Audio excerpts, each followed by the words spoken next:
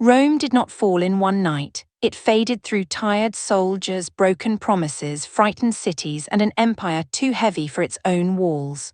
To understand the fall of Rome, we must not begin with ruins. We must begin with a world that still believed it could last forever, even as the roads grew unsafe, the frontiers trembled, and the old Roman confidence began to disappear into the dark. When we imagine Rome falling, we often imagine flames, broken columns, terrified crowds, warriors pouring through gates, and a city that suddenly wakes to the end of the world. There were moments like that. Rome was sacked more than once. Cities did burn, people did flee, soldiers did fail, rulers did lose control. But the deeper fall of Rome was not only a single dramatic moment. It was slower, stranger, and more human. It was the sound of a road no longer protected, the silence inside an old fort where fewer soldiers remained, a tax collector arriving in a village already exhausted, an emperor crowned by an army and killed by another, a frontier river watched by men who knew reinforcements might never come, a city still calling itself Roman while wondering whether Rome could still protect it. The fall of Rome was not only destruction, it was uncertainty spreading. That is why the story is so haunting. People living through it did not always know they were living through the fall of Rome. They did not wake each morning with a chapter title over their heads. They woke to ordinary problems that slowly became impossible to solve: food prices, taxes, army pay. Unsafe roads, rumors of invasion, political violence, distant emperors, local strongmen, soldiers demanding supplies, refugees arriving from beyond the frontier, letters unanswered, forts underfunded, cities repairing walls that had not needed such urgency in earlier times. Collapse often feels like life becoming harder before it feels like history changing. Rome had once seemed almost impossible to defeat. Its legions had crossed mountains, rivers, deserts, forests, and seas.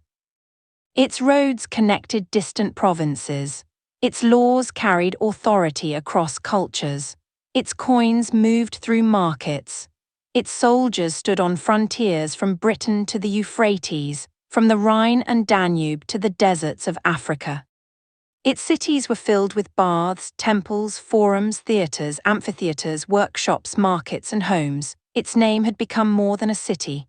Rome had become a world, but no world remains young forever. The Rome that began as a city of farmers and soldiers had grown into a vast imperial body. And the larger it became, the more difficult it was to hold together.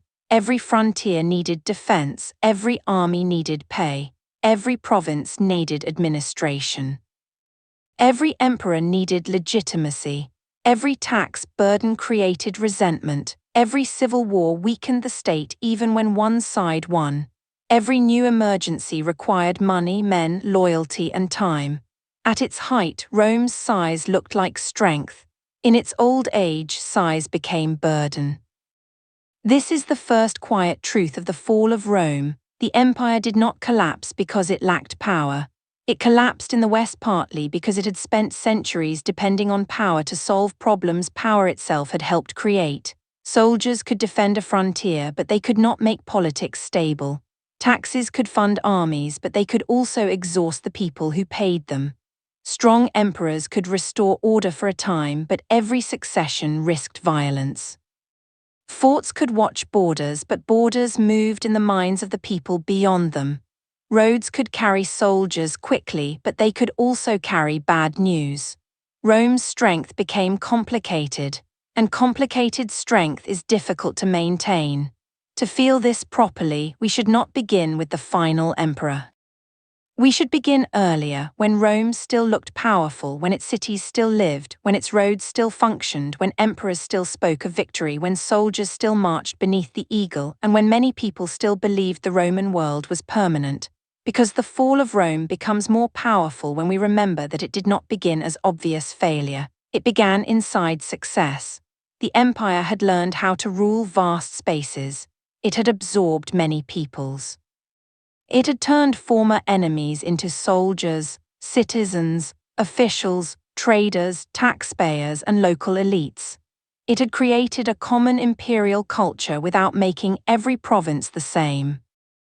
A person in Gaul, North Africa, Spain, Syria, Egypt, or the Balkans might live differently, speak differently, worship differently, and remember different ancestors, yet still be tied to Roman power through law, taxation, roads, cities, coins, military service, and administration. Rome was not one simple thing. It was a network of many worlds that made it resilient. It also made it fragile. A small kingdom can break quickly if its center falls. A huge empire can survive many disasters, but it can also suffer from many wounds at once. Rome could lose an emperor and continue. It could lose an army and raise another. It could lose a province and fight to recover it. It could survive plagues, rebellions, invasions, and civil wars, but each survival had a cost. Each recovery required effort. Each crisis left marks. Over time, the marks deepened.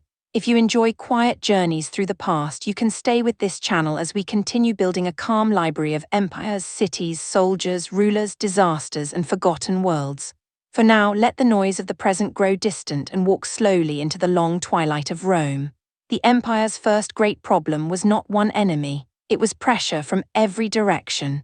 A Roman emperor could not think only about the city of Rome. He had to think about the Rhine, the Danube, Britain, North Africa, Egypt, Syria, Armenia, Mesopotamia, Spain, Gaul, Italy, the Balkans, and the sea.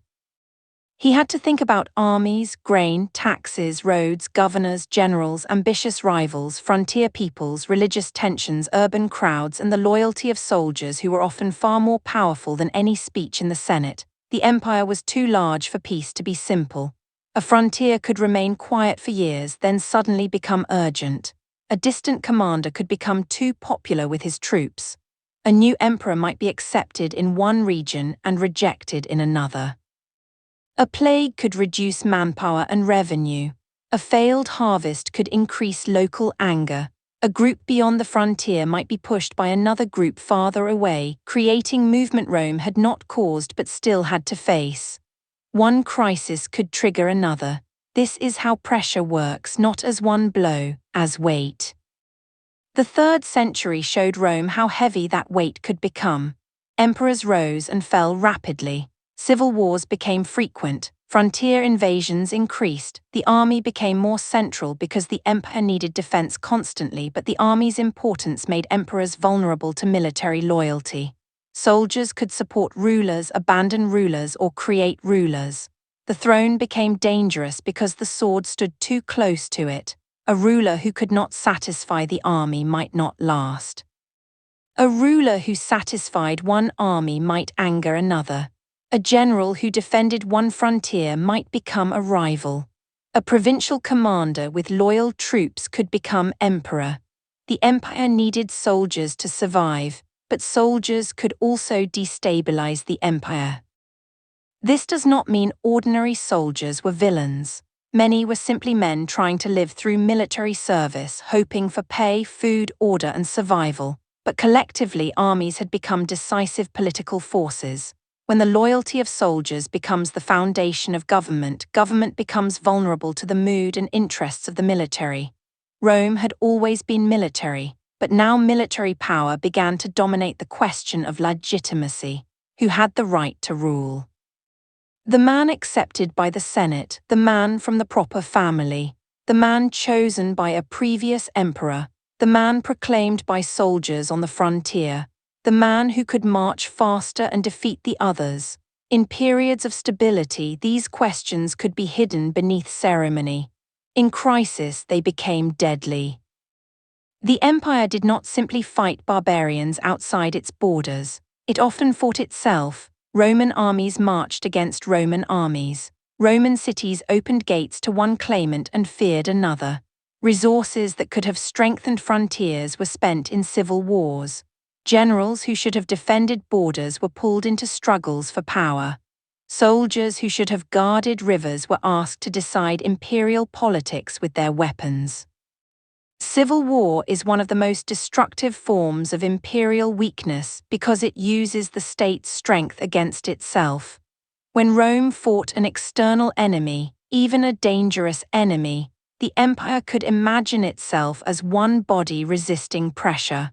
But when Rome fought itself, the body turned inward. Victory did not fully heal the wound because the winner had often destroyed Roman manpower, Roman trust, Roman cities, Roman wealth, and Roman legitimacy to secure the throne. Every civil war asked the same terrible price. Rome had to damage itself in order to restore itself. That pattern could not continue forever without consequence. The ordinary citizen may not have cared about every imperial claimant. In a distant town, what mattered was whether taxes increased, whether soldiers came through demanding supplies, whether the roads remained safe, whether trade continued, whether local officials could maintain order, and whether the next emperor would punish those who had supported the wrong side. High politics became real when it entered daily life. The empire's crisis was not only in palaces. It entered kitchens, farms, workshops, city gates, and market roads. Imagine a merchant who once trusted Roman roads enough to send goods across provinces. In a stable empire, distance is opportunity. In a failing one, distance becomes danger. Bandits, unpaid soldiers, local unrest, broken bridges, corrupt officials, and shifting authority could make trade more difficult. The road still exists, but trust in the road weakens. That is collapse at the human level, not the road disappearing, the confidence disappearing. Imagine a farmer who has paid taxes for years. Taxes are never loved, but they are tolerated when people believe the state provides order. If the army protects the region, if officials are predictable, if markets function, if the future feels possible, then taxation, however heavy, can seem part of life. But when taxes rise while safety declines, resentment deepens, people begin to feel they are feeding a state that can no longer protect them. That feeling is dangerous. Empire depends not only on force but on belief that force still serves order. When that belief weakens, people search for nearer protection.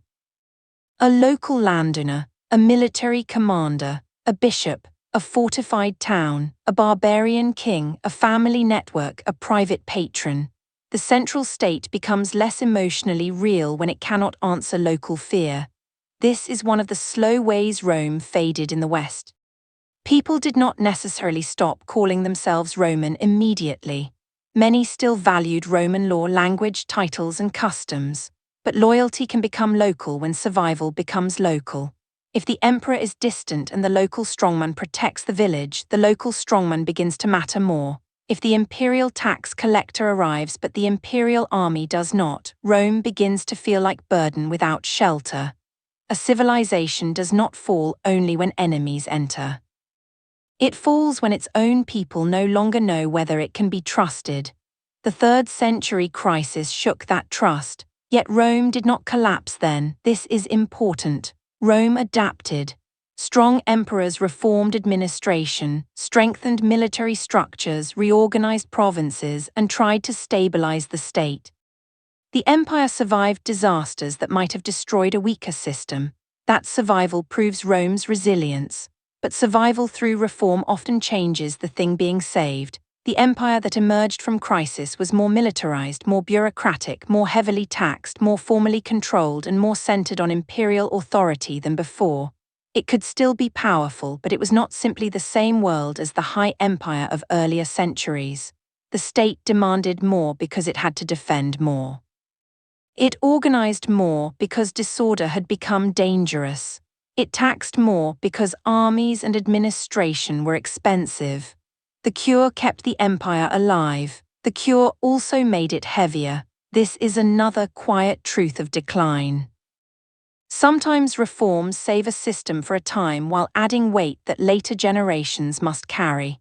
The later Roman state did not become more demanding because its rulers were foolish alone. It became more demanding because survival required effort, but people living under that effort still felt the burden. A soldier needed pay. A taxpayer had to provide it. A frontier needed walls. Workers had to build them. An emperor needed officials. Provinces had to support them. The empire needed order.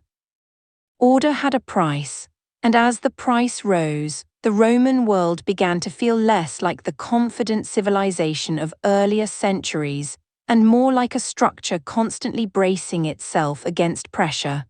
Then came another transformation. The empire's political geography changed. Rome, the city, was still sacred, ancient, symbolic, and emotionally powerful, but emperors increasingly ruled from places closer to military and administrative needs. Milan, Trier, Nicomedia, Antioch, and later Constantinople all mattered. The emperor could no longer simply be the ruler sitting in Rome, looking out from the old capital. The empire's center had become mobile, then multiple. This did not mean Rome, the city, became meaningless. But it did mean the old heart was no longer always the working heart.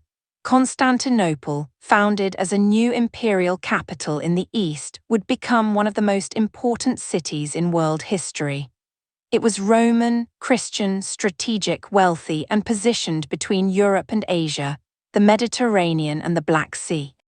Its rise showed where the empire's future strength increasingly lay.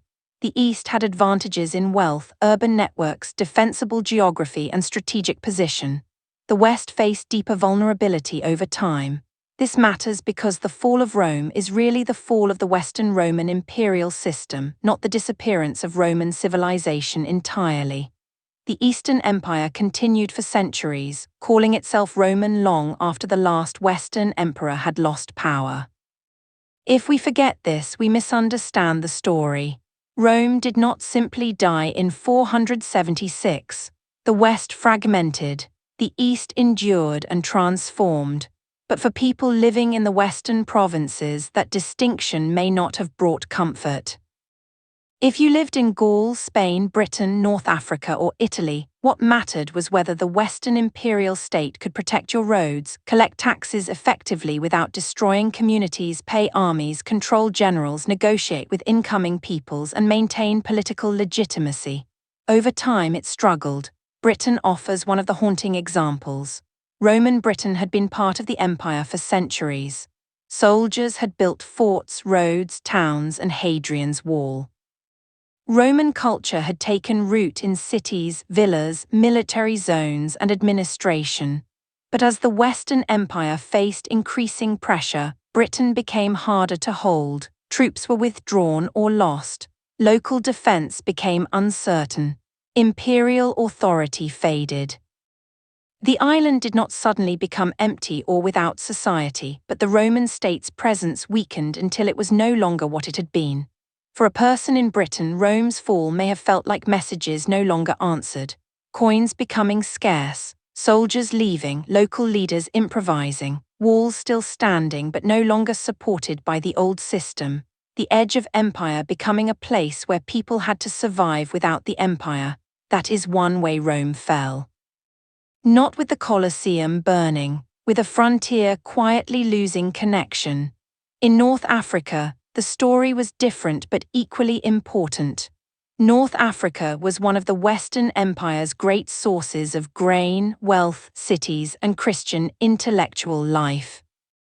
Its loss to the Vandals in the 5th century was devastating for the Western Roman state. It meant not only territory lost, but revenue and grain supply weakened. A Western empire already struggling with military and political instability could not easily survive losing such a vital region. This reminds us that Rome's fall was not only about Italy, it was about the whole Western system. A city can survive symbolic humiliation. A state cannot survive indefinitely when it loses revenue, manpower, legitimacy, and strategic control. The sack of Rome in 410 shocked the world, but the loss of provinces and resources mattered just as deeply. A state is not only its capital. It is the network that feeds, funds, defends, and believes in that capital.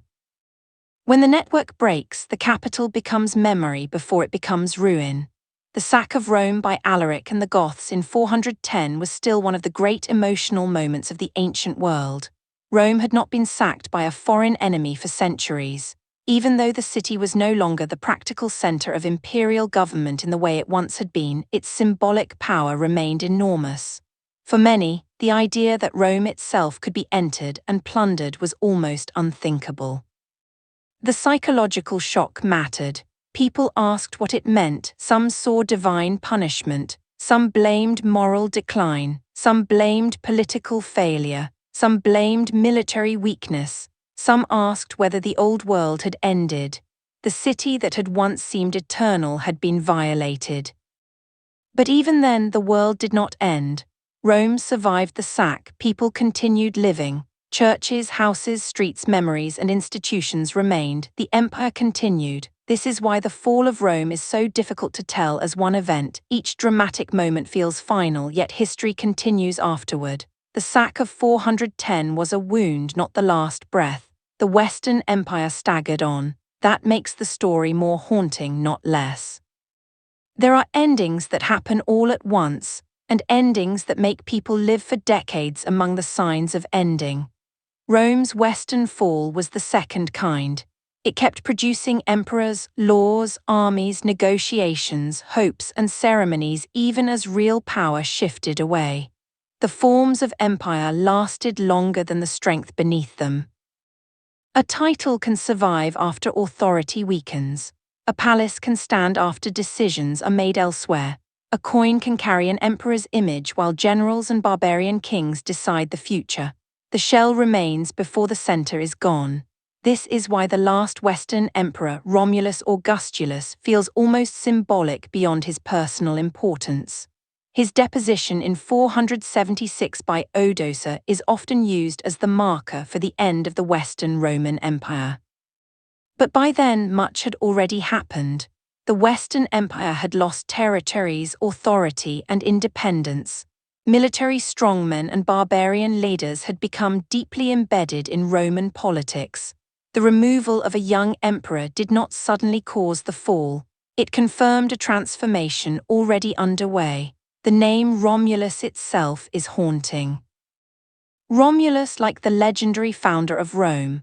Augustulus, a small echo of Augustus, the first emperor, the last Western emperor bearing names that seem to contain Rome's beginning and imperial height but ruling almost nothing. History sometimes arranges symbols more powerfully than fiction would dare. Yet even after 476, Roman life did not vanish. The Senate still existed for a time, Roman aristocrats still lived, laws continued, the city of Rome remained.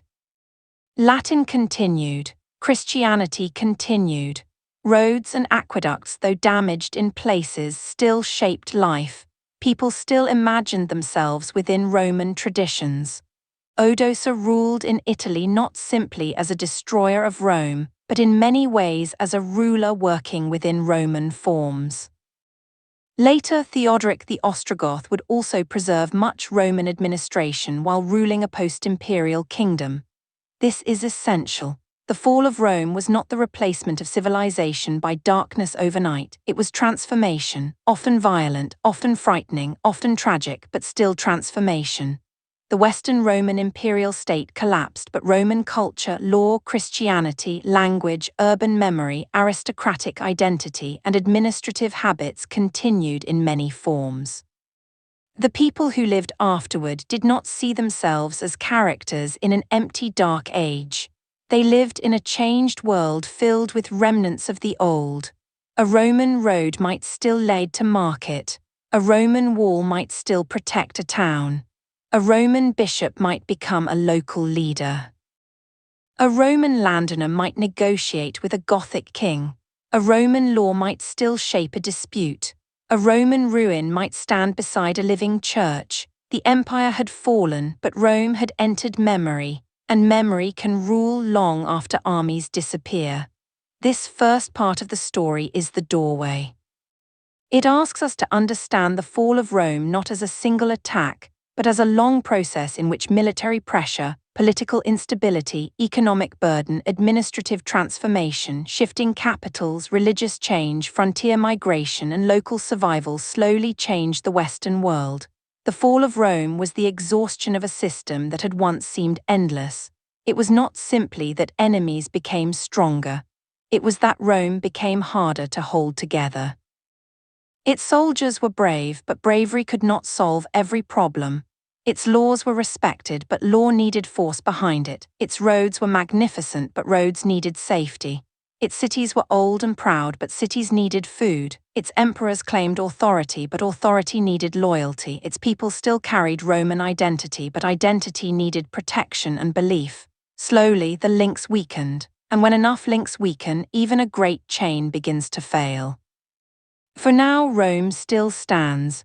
The roads still stretch across the provinces. The soldiers still march, the emperors still issue commands, the bishops still preach, the tax collectors still count, the merchants still travel where they dare, the old cities still open their gates each morning. But beneath the surface, something has changed. The empire no longer feels young, the frontiers no longer feel distant, the throne no longer feels secure, the army no longer feels like only a shield, the people no longer feel certain that Rome will always answer. And in that uncertainty, the fall has already begun. The uncertainty did not begin in the ruins. It began while Rome still had emperors, soldiers, laws, taxes, roads, churches, cities, and ceremonies. It began while people still looked at official documents and saw Roman names. It began while coins still carried imperial faces, while governors still issued commands, while troops still guarded old frontiers, and while many families continued their routines as if the shape of the world could still be trusted. This is one of the most important things to understand about the fall of Rome. A civilization can begin to weaken while it still appears alive. The streets may still be busy, the markets may still open, the baths may still steam in some cities, the churches may still fill, the wealthy may still discuss politics over dinner, officials may still use formal language, soldiers may still march under standards, the empire may still speak in the voice of command. But underneath, the old confidence changes. People begin to wonder whether the next tax demand will be harder to survive than the last. They wonder whether soldiers coming through the district are protectors or another burden. They wonder whether a road is safe enough for trade. They wonder whether the emperor named in the city's announcements will still be emperor by next year. They wonder whether the men beyond the frontier are enemies, refugees, allies, or future rulers. They wonder whether the old world is still holding. In the earlier empire, Rome had often seemed to provide answers. It could punish rebellion, it could repair roads, it could send armies, it could bring grain, it could settle disputes, it could give ambitious local elites a place inside a larger order. It could promise that belonging to Rome meant access to a system greater than any one city or tribe. But in the later West, that promise became harder to believe. The empire's second great problem was not only that enemies pressed from outside. It was that Rome's own political system had become dangerously unstable. A strong ruler could still restore order for a time, but the question of succession remained a recurring wound. Who should rule after an emperor died? A son, a chosen heir, a successful general, a man proclaimed by troops, a relative, a rival who moved faster. The empire could survive bad emperors, it could survive usurpers, it could survive short wars. But repeated struggles for power weakened the very thing the emperor was supposed to represent: continuity. A throne that changes hands through violence teaches everyone to watch the army more than the law. This was deadly for trust. In stable times, people can plan. A farmer plants knowing that harvest will come under familiar rules. A merchant sends goods knowing that roads and taxes may be annoying but predictable. A city builds because it expects to exist under protection. A soldier serves because he expects pay and discharge. Local elites cooperate because the imperial system offers prestige, office, and security. But when politics becomes unstable, the future shortens, people become cautious, they hide wealth, they seek local patrons, they delay investment, they choose survival over public service. They change allegiance when power changes. They learn to live not by trust in the state but by calculation. This is one of the quiet ways empires weaken. Not always through one lost battle, but through millions of private adjustments made by people who no longer feel certain that the center can hold. Rome's center had once been more than a city. It was an idea of order. The emperor, however flawed, stood as the human figure of that order. But when emperors rose and fell too quickly, when armies made rulers, when generals fought rivals, when court politics became deadly, the idea of imperial order became strained. The empire still had ceremonies, but ceremony cannot fully hide fear. A new emperor might issue coins, laws, titles, promises, and public declarations. The language would sound eternal. Victory, peace, restoration, Roman greatness, divine favor, but people had heard such words before. If emperors changed too often, words lost weight. The louder the state spoke of eternity, the more fragile it could feel to those watching closely. This does not mean everyone lost faith at once. The Roman state had deep roots. Many people still depended on it, served it, believed in it, or could not imagine life without it, but confidence became uneven. In some places the state still functioned strongly, in others it felt distant. In some regions local Roman elites remained powerful, in others military commanders or incoming groups became more important than imperial officials. The empire did not fail everywhere in the same way, it frayed. A fraying cloth does not tear all at once. Some threads remain strong while others loosen. From a distance it may still look whole. Up close you begin to see gaps. The Western Roman world became like that. One thread was the army, another was taxation, another was city life, another was imperial legitimacy, another was provincial loyalty. Another was frontier security, another was trade, another was aristocratic cooperation. Another was the ability to absorb outsiders without losing control. For centuries, Rome had kept these threads woven together, but pressure pulled at all of them. The army needed money, and money came from taxes. Taxes required administration, and administration required obedience from the provinces. Obedience depended partly on belief that Rome could provide protection and order. Protection depended on the army. When any part weakened, the others suffered. If taxes failed, soldiers were unpaid. If soldiers were unpaid, armies became dangerous or ineffective. If armies failed, provinces felt unsafe. If provinces felt unsafe, taxes became harder to collect. If taxes became harsher, local resentment grew. This is not dramatic like a sack or battle, but it is the machinery of decline. The empire had always needed revenue. But the later Roman state required enormous resources because it had to defend long frontiers, maintain armies, fund administration, support court structures, and manage constant threats. Taxation became one of the most important and most resented realities of life. The state did not ask gently, it needed what it needed. For some communities, the burden could become crushing. A tax demand is not only a number, it is grain taken from a household, coin removed from savings, labor demanded from bodies already tired, animals requisitioned, sons drawn into service, land measured and assessed, officials arriving with authority backed by soldiers. A village might understand that taxes supported defense, but if defense failed, the burden became harder to accept. The emotional contract weakened. People are more willing to pay for a state that protects them. They are less willing when the state takes much and gives little that they can feel. This is one reason local elites became so important. Wealthy landowners, bishops, military commanders, and regional aristocrats could provide forms of protection, mediation, and stability when imperial structures weakened. The Roman world had always depended on local elites to help govern. But as central authority struggled, local power became more independent.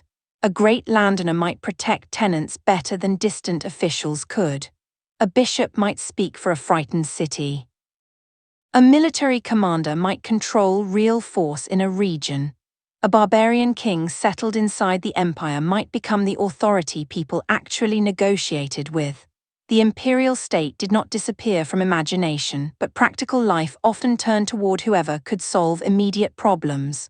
This is how central power fades, not always because people openly reject it, sometimes because they simply stop expecting it to arrive. The third great problem was the frontier. Rome's frontiers were not walls around a garden. They were living zones of contact, trade, diplomacy, violence, migration, recruitment, and fear. Rome had long dealt with peoples beyond its borders through war, treaties, subsidies, alliances, intimidation, and settlement. The frontier was never perfectly sealed. People crossed it, goods crossed it, ideas crossed it, soldiers recruited from beyond or near it. Rome influenced neighboring peoples and neighboring peoples influenced Rome, but in the later empire, movement beyond the frontiers became more difficult to manage.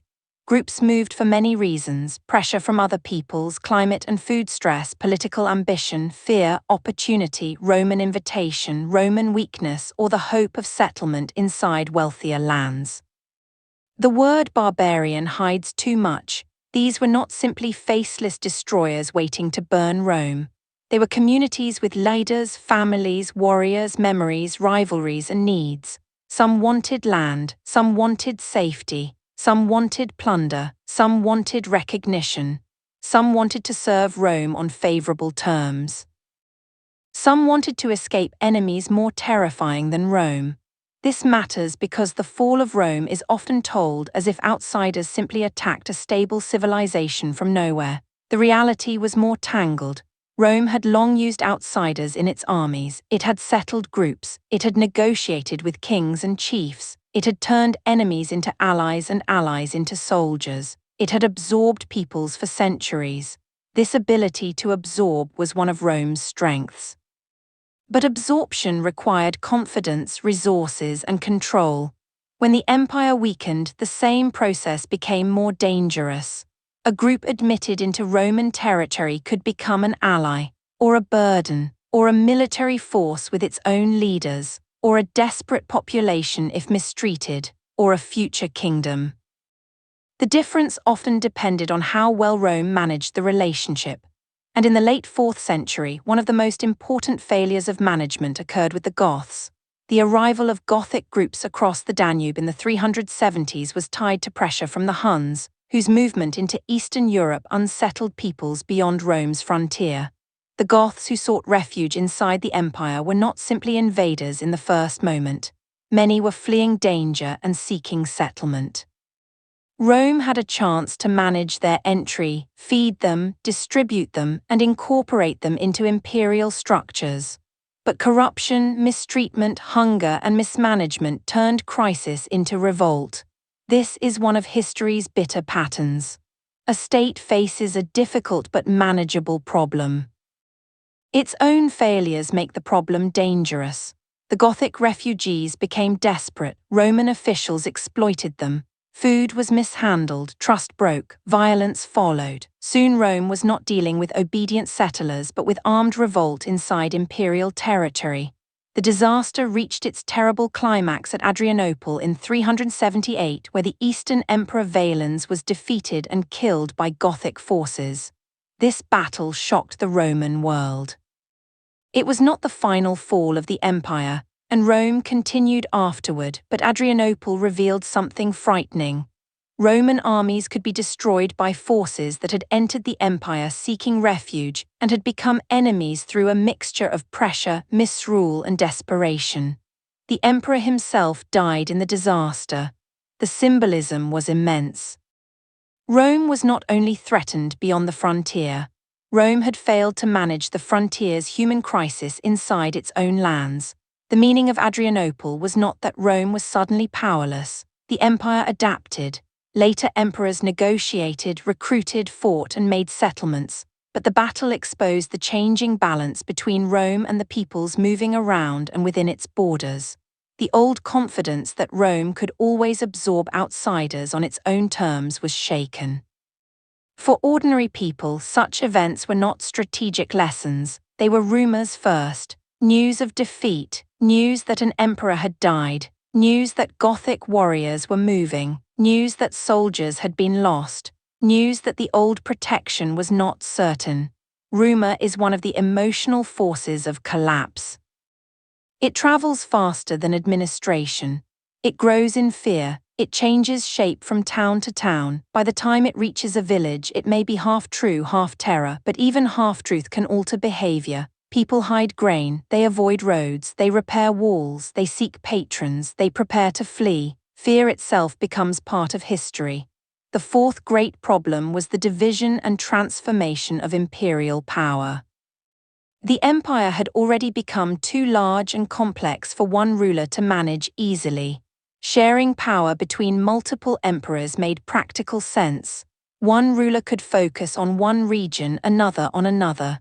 Frontiers could be managed more directly.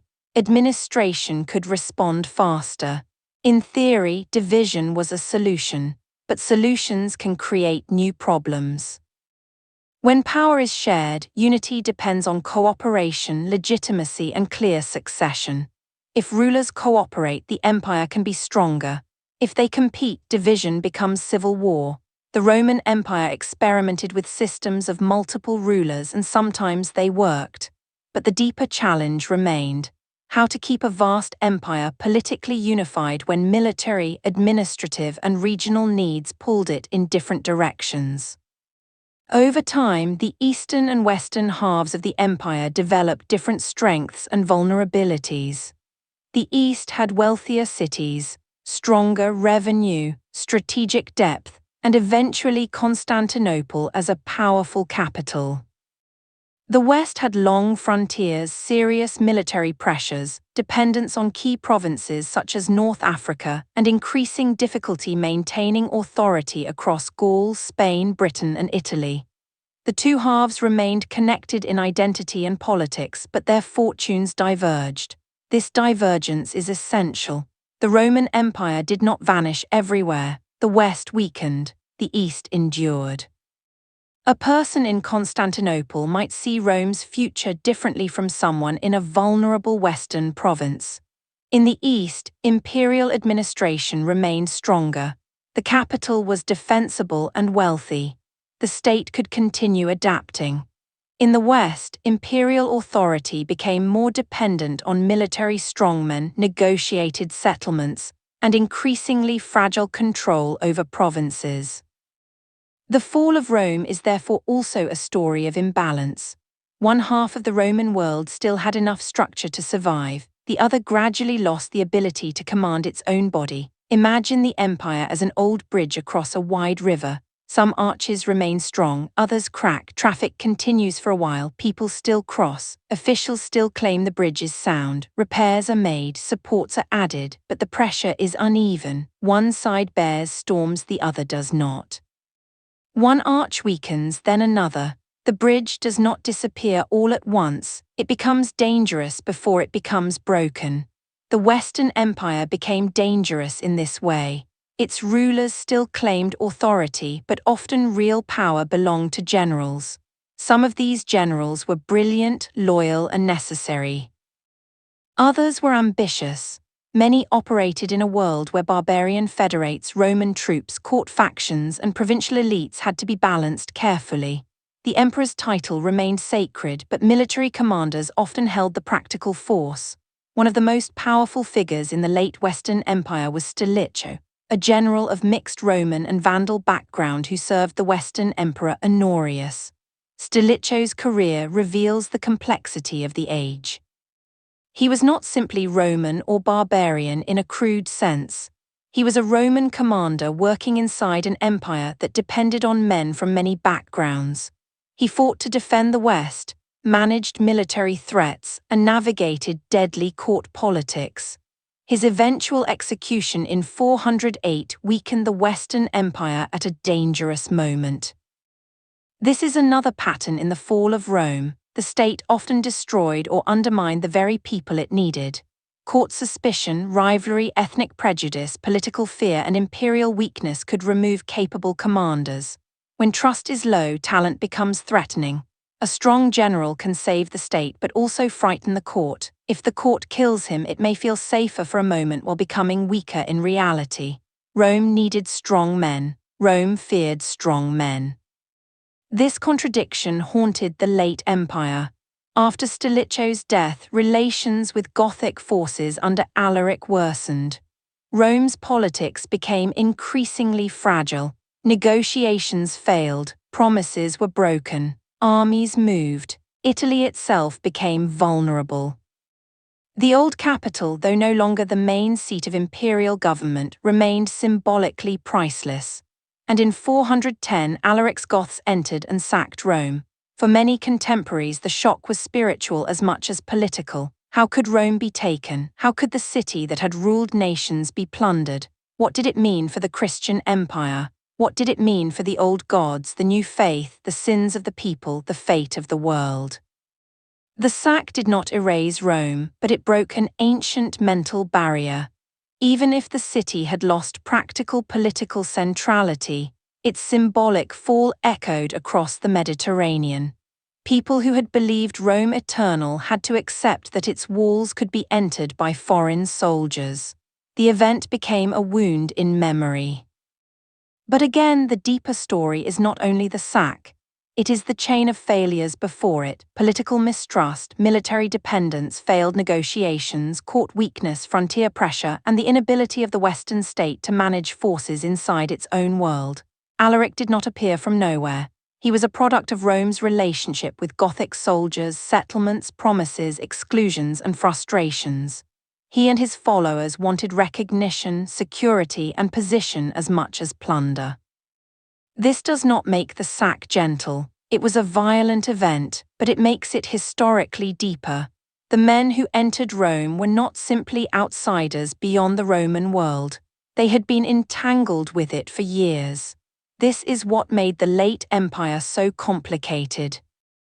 The enemy was often already inside the story, not always inside the walls, but inside the army, the negotiations, the treaties, the migrations, the politics, the promises, and the failures. The line between Rome and the barbarians was no longer clean. Perhaps it had never been as clean as Roman writers wanted to believe. After 410, the Western Empire continued, but it was no longer possible to pretend that symbolic Rome was untouchable. The old city had become vulnerable. The myth of inviolability had been broken. Some people responded with despair, others with religious reflection. Augustine, writing after the sack, would address the meaning of Rome's suffering in relation to earthly and heavenly cities. His work reminds us that the fall of Rome was not only political history. It was also a crisis of imagination, theology, and moral interpretation. People needed to understand what had happened. When a great world shakes, people search for meaning. They ask who is to blame. They ask whether the gods have abandoned them. They ask whether moral decay caused disaster. They ask whether the old order was ever truly secure. They ask what remains when the city falls.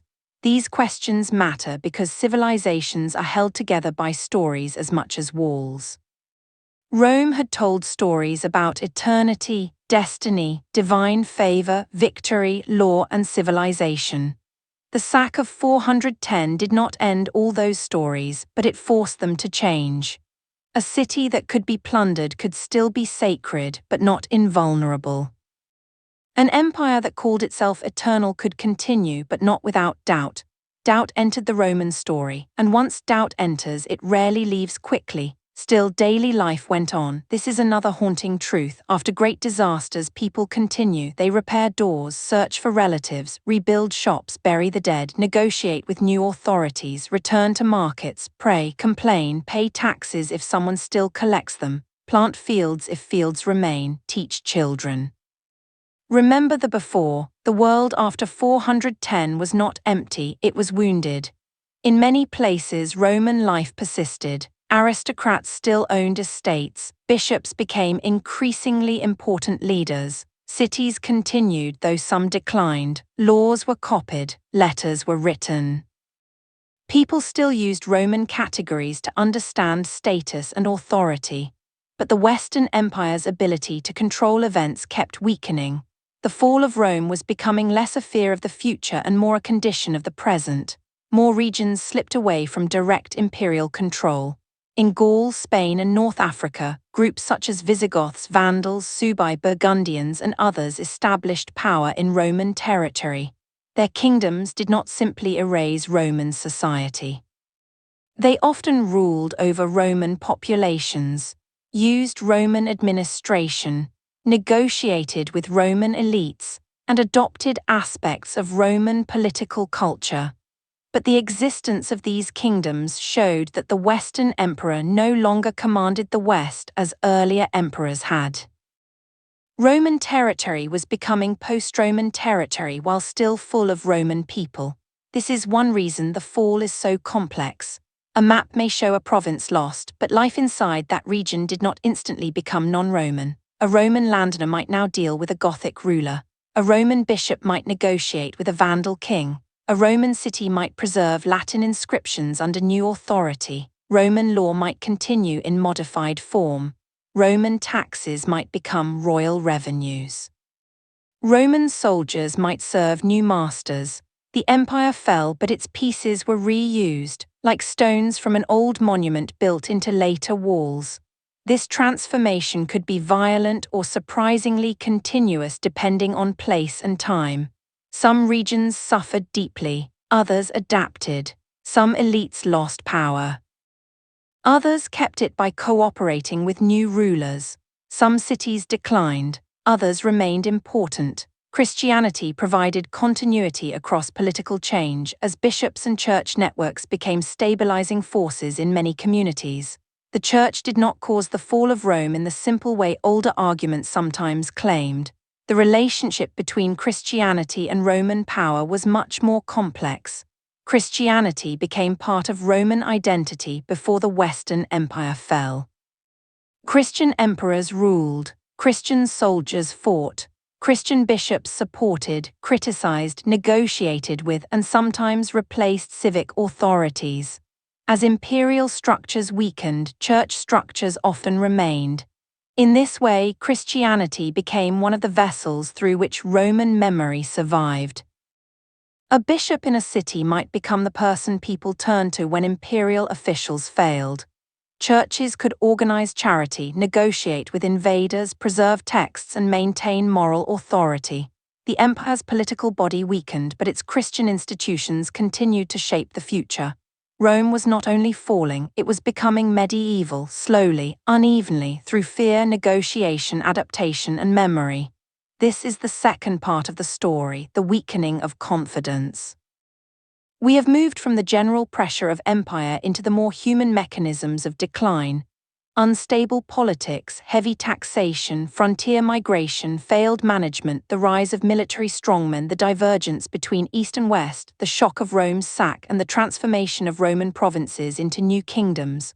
But even now the end has not fully arrived. The Western Empire still has emperors, still has armies, still has ceremonies, still has officials. Still has old families who believe in Roman prestige, still has cities that call themselves Roman, still has people trying to survive under a name that has not yet lost all power. That is what makes the next stage so powerful. Rome continues after it has been wounded. It continues after the old certainty is gone. It continues because institutions do not stop the moment they are weakened. They keep moving, sometimes with great dignity, sometimes with desperation, sometimes almost as ghosts of themselves. The empire still speaks, but the voice is thinner. The emperor still rules, but others command the armies. The roads still stretch, but danger moves along them. The cities still stand, but many now look more often to their walls. The people still say Rome, but the word no longer means what it once did. And in that fading meaning, the West moves closer to the moment when the imperial title itself will become less powerful than the kings, generals, and local authorities already shaping the future. And in that fading meaning, the West moves closer to the moment when the imperial title itself will become less powerful than the kings, generals, and local authorities already shaping the future. But before that final political ending, Rome entered a period in which survival depended more and more on negotiation.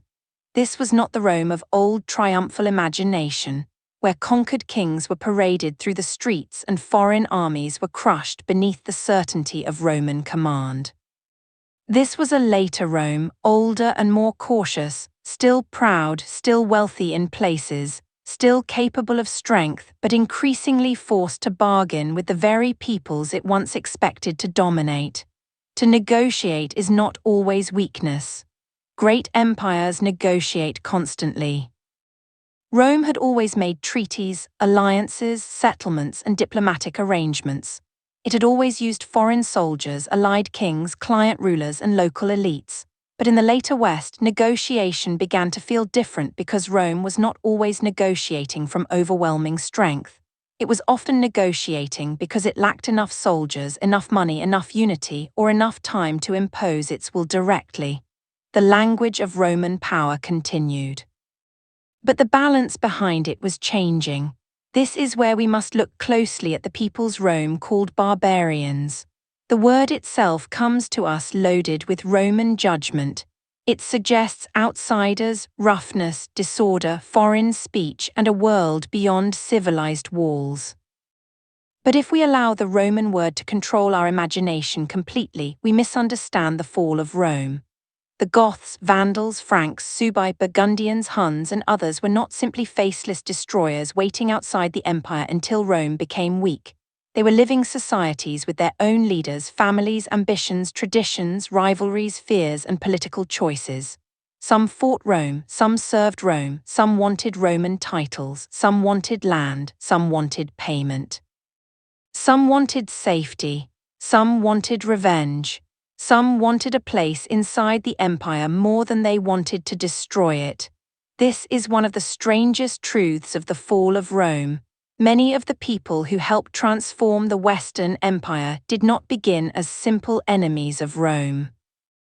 They had been shaped by Rome, attracted to Rome, hired by Rome, excluded by Rome, threatened by Rome, and sometimes betrayed by Rome. They lived near its frontiers, traded with its people, joined its armies, learned its military methods, used its goods, accepted its payments, and watched its power for generations. Rome was not destroyed by a completely separate world. It was transformed by peoples already entangled with it. The frontier had always been a meeting place. Roman goods moved outward. Non-Roman warriors moved inward. Local chiefs gained prestige through Roman gifts and alliances. Young men beyond the frontier learned that service with or against Rome could bring wealth and status.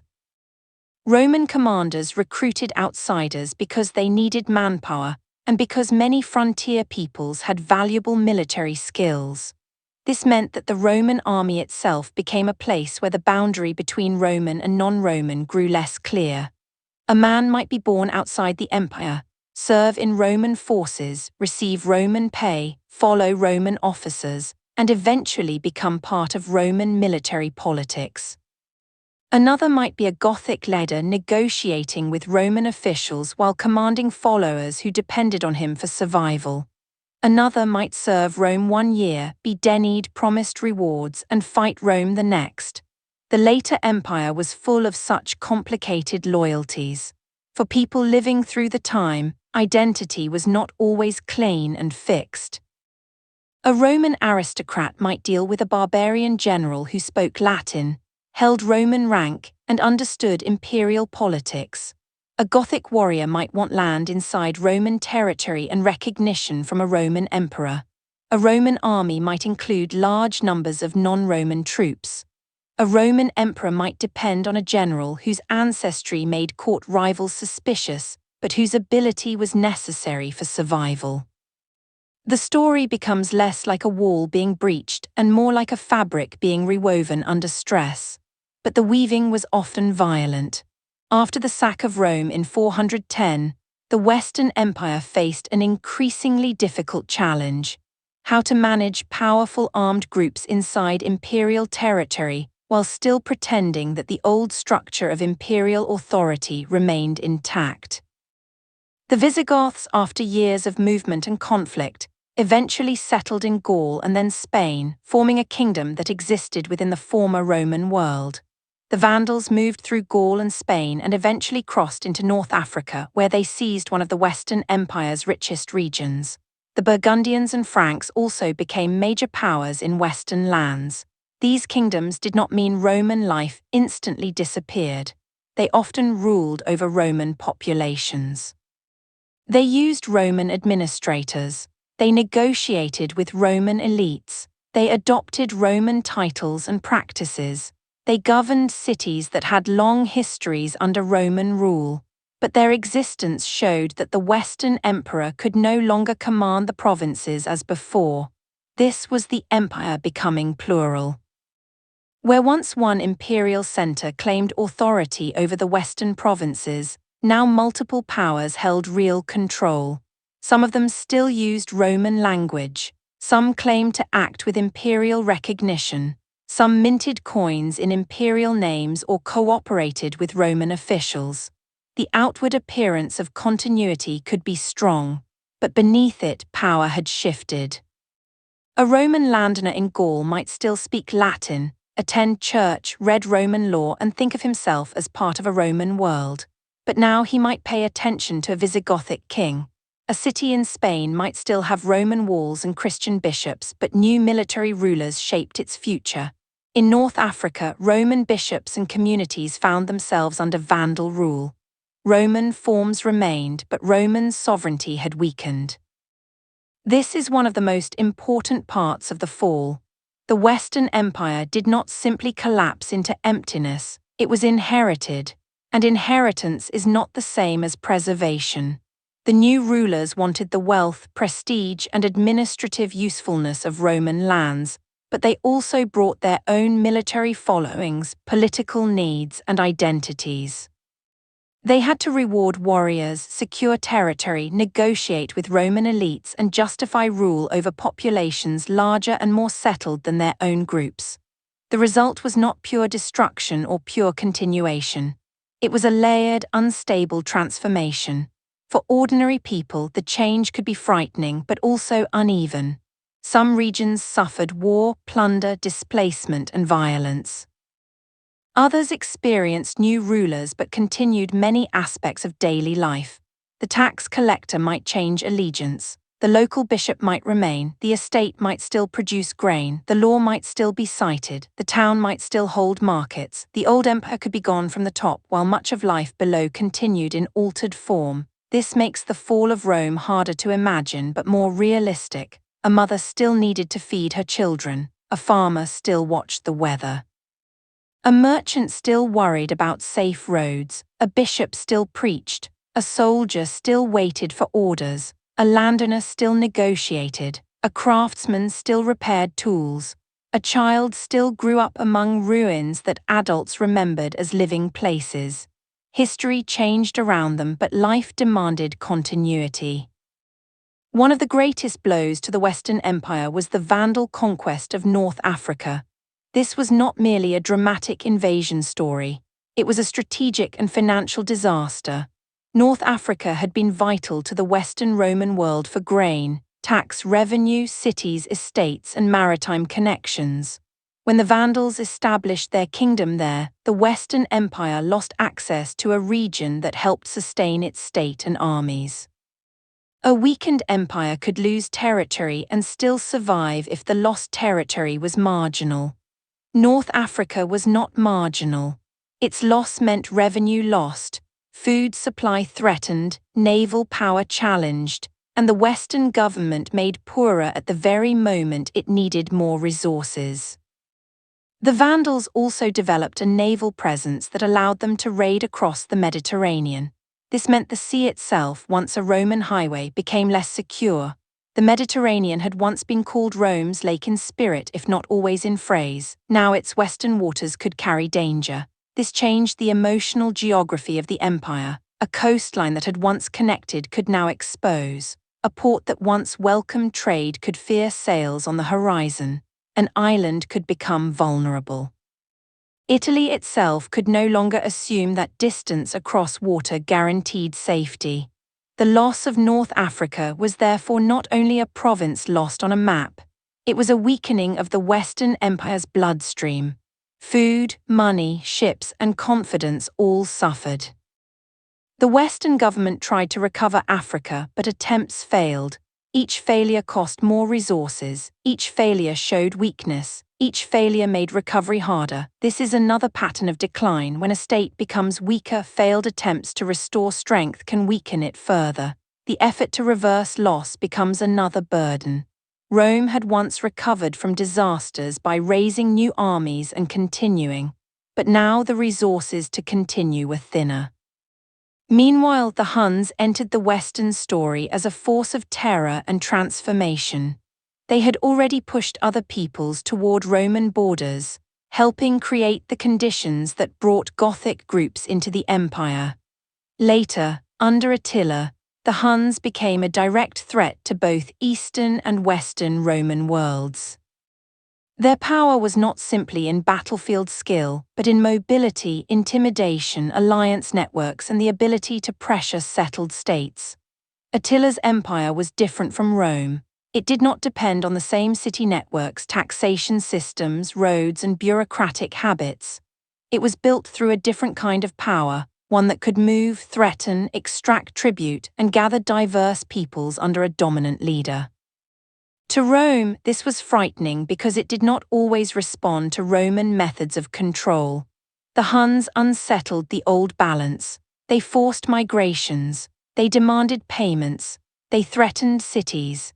They exposed how vulnerable even great empires could feel when confronted by mobile power that did not need to defend the same kind of fixed infrastructure. Attila's invasion of Gaul and later movement into Italy became part of the late empire's atmosphere of dread. The Battle of the Catalonian Plains in 451, where Roman and allied forces confronted Attila's army, is often remembered as one of the great dramatic moments of the age. But even here, the story is not simple Rome versus barbarians. The Roman side included Visigothic allies. The Hunnic side included many subject peoples. The battlefield reflected the mixed and shifting world of late antiquity. Rome could no longer defend itself through Romans alone. It needed alliances with the very peoples who were also reshaping Roman territory. That fact tells us how far the world had changed. Aetius, the Roman general who helped organize resistance to Attila, was one of the last great military figures of the Western Empire. Like Stilicho before him, he reveals the late empire's dependence on strong commanders. He had experience with the Huns, understood the politics of barbarian groups, and used diplomacy as much as military skill. He was not merely a battlefield commander, but a manager of a world in which Roman survival depended on balancing competing powers. Aetius helped preserve the West for a time. Then he was killed by the Western Emperor Valentinian III. Again, Rome destroyed a man it needed. The pattern is painful. Strong generals were necessary because emperors were weak, but their strength made them threatening. Courts feared the men who could save them. Emperors needed military skill but resented military dominance. Political insecurity led to murder, and murder removed competence. After Aetius was killed, Valentinian himself was assassinated. The Western Empire lost more of the fragile leadership it had left. This is not just court drama, it is structural decay. When a political system cannot safely contain strong talent, it begins to eat its own supports. The death of Aetius weakened the West at a moment when it had little strength to spare. Soon after, in 455, Rome was sacked again, this time by the Vandals. The event reinforced the sense that the old capital, though still sacred in memory, could no longer be protected with certainty. The sack of 455 was different from 410, but together they created a terrible image. Rome, once the taker of cities, had become a city that others could take. Imagine the psychological effect on people who had grown up hearing that Rome was eternal. The first sack had been shocking. The second confirmed that shock was not an accident. The old world was not only wounded, it was exposed. Yet even now we must resist the temptation to imagine constant chaos everywhere. The late Western Empire still had order in places, people still lived, worked, prayed, traded, and governed. Some regions continued with remarkable continuity. The church grew in importance. Roman aristocrats still wrote letters and managed estates. Cities still mattered. Law still mattered. Roman identity still mattered. This contrast is what makes the fall so human. The world was ending in one sense and continuing in another. A person could attend church in a Roman city while political control shifted around him. A landowner could quote classical literature while negotiating with a barbarian ruler. A bishop could preserve Roman civic leadership while imperial officers disappeared. A soldier could serve under a Roman title while his commander's real power came from alliances with non-Roman troops. Endings and continuities overlapped.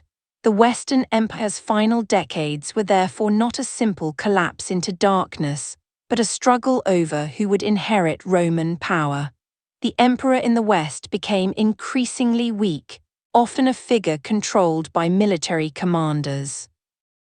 The real question was not whether Roman culture would vanish, but whether the Western imperial state could remain the central authority over the lands that still claimed its name.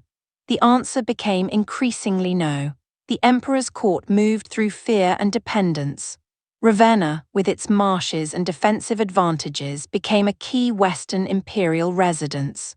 It was safer than Rome in some ways, but its very use reflected insecurity. The emperor did not rule from the old open confidence of a dominant capital. He ruled from a protected place, surrounded by court factions, military needs, and shrinking authority. Ravenna is a powerful symbol of the late West, beautiful, strategic, defensive, a place of mosaics, churches, and imperial ceremony. But also a place where the Western emperor seemed increasingly enclosed, distant from the old Roman grandeur, protected from dangers he could not fully command. The court could still perform empire, it could still issue titles, it could still recognize or reject claims, it could still negotiate with barbarian leaders, it could still appoint officials. But real power depended on armies, and the Western court often lacked enough reliable forces of its own. It had to depend on federates, commanders, and negotiated arrangements. The emperor's name remained useful because Roman legitimacy still mattered, but legitimacy without force becomes fragile. A seal on a document matters only if people believe power stands behind it.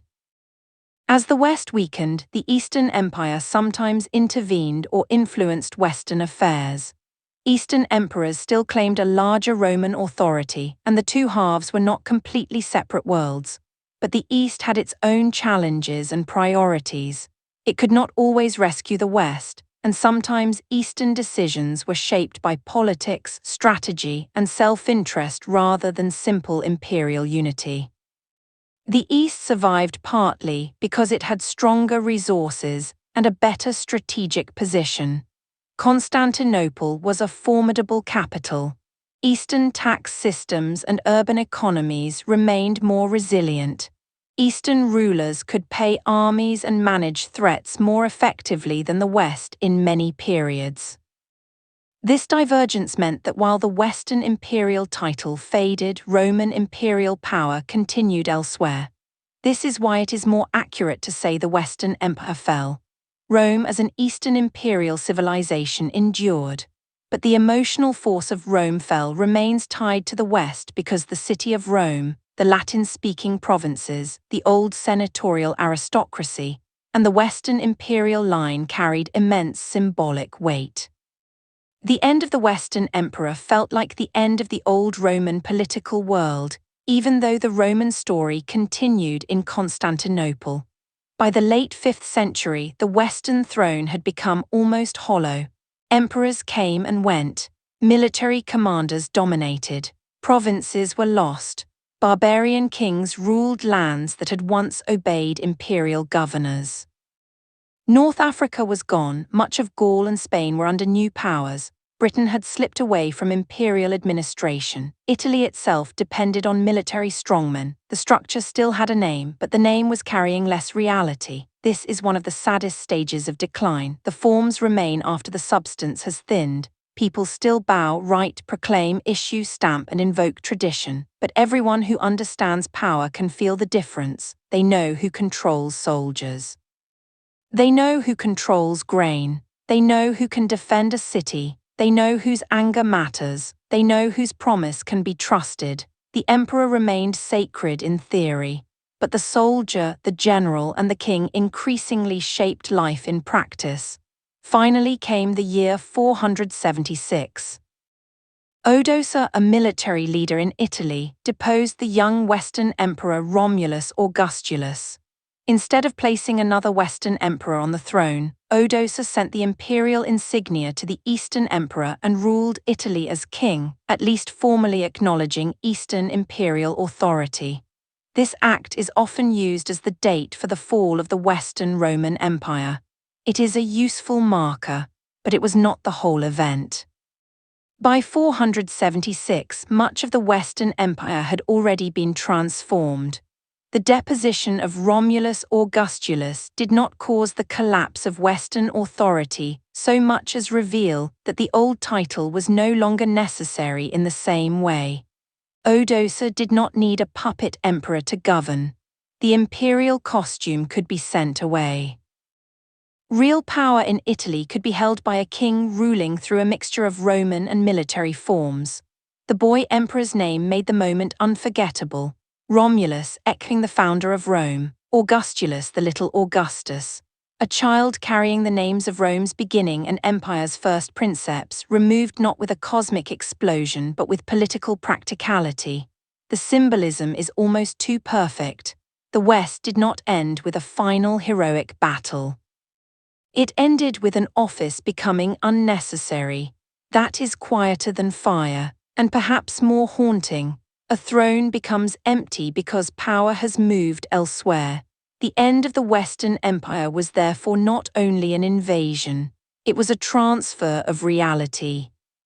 Roman authority had already been divided among generals, kings, local elites, bishops, and Eastern emperors.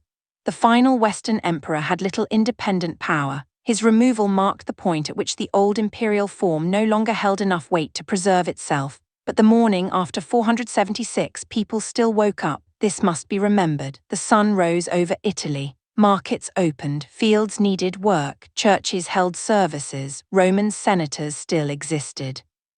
Laws still mattered, Latin was still spoken, roads still lay across the land, aqueducts still stood in places. Children still played near old monuments, people still told stories of the past. Many may not have felt that the world had ended that day. Some may have barely noticed at first. The fall of Rome was immense in historical meaning, but daily life often absorbs even immense change slowly. For a wealthy Roman aristocrat, the change might mean negotiating with Odoacer's regime. For a soldier, it might mean serving under a new authority. For a bishop, it might mean dealing with a king instead of an emperor. For a farmer, it might mean little immediately unless taxation, land, or security changed. For a scholar, it might mean another sign that the old order had faded. The end was real, but it did not erase continuity. Odoacer's rule in Italy preserved many Roman administrative practices. Later, Theodoric the Ostrogoth would rule Italy with a remarkable effort to maintain Roman civil administration while leading a Gothic military elite. The Senate continued for a time. Roman law and culture continued. The city of Rome remained important though changed. The West had lost its emperor but not its Roman inheritance. This is why the fall of Rome is not a story of a light switched off. It is a story of lamps being moved into different rooms. Some went out, some burned lower, some were carried by the church, some by barbarian kings, some by Eastern emperors, some by Roman families, some by laws copied and recopied, some by roads, walls, and ruins. Some by memory itself. The Western imperial state had fallen, but Roman civilization became many things after empire. It flowed into medieval kingdoms. It lived in Latin Christianity, it survived in law, it remained in city walls and roads, it persisted in titles, rituals, and dreams of restoration. It continued magnificently in the East as the Roman Empire of Constantinople, later called Byzantine by historians. It haunted every ruler who wanted to claim universal power in Europe. Rome fell, and Rome remained. That is the paradox. For this part of the story, we have followed the final political transformation, the rise of barbarian kingdoms, the loss of North Africa, the terror of the Huns, the role of powerful generals like Stilicho and Aetius, the sacks of Rome, the hollowing of the Western throne, and finally the deposition of Romulus Augustulus. But even now, the story is not finished, because the true legacy of the fall lies in what came afterward. What did people do when the empire was gone but its world remained around them? How did cities survive among ruins? How did bishops become civic leaders? How did Roman law continue under new rulers? How did barbarian kings inherit the empire they had helped dismantle? How did the East preserve the Roman name? How did the memory of Rome become more powerful after Rome's Western emperor disappeared? The next part of the journey moves into that afterlife, the world after the fall, where Rome no longer ruled the West as an empire but still shaped the imagination of everyone who lived among its roads, stones, churches, laws, and ghosts. The world after the fall was not empty. It was full of people trying to live among the remains of something larger than themselves. This is the part of Rome's story that is often forgotten because dramatic endings are easier to remember than slow afterlives. A city is sacked, an emperor is removed, a date is written into textbooks, and the mind wants to close the door, but history does not close that neatly. After the Western emperor disappeared, the roads did not vanish. The walls did not crumble in a single season, the churches did not fall silent, the fields still needed planting, the dead still needed burial, the living still needed bread, protection, law, leadership, and meaning. The Western Roman Empire had fallen as a political structure, but Roman life continued in fragments. Some fragments were strong, others were fragile. Some became the foundations of medieval Europe, others slowly faded into ruin. The world after Rome was not the sudden beginning of darkness, but a long, uneven transformation in which people inherited Roman things without always inheriting Roman power. They inherited roads but not always safety. They inherited walls but not always the armies to defend them. They inherited laws but not always the officials to enforce them. They inherited cities but not always the wealth that had once sustained them. They inherited Latin, Christianity, titles, memories, and ruins. Most of all, they inherited the idea that Rome had once held the world together. That idea was powerful. It outlived the empire that had created it.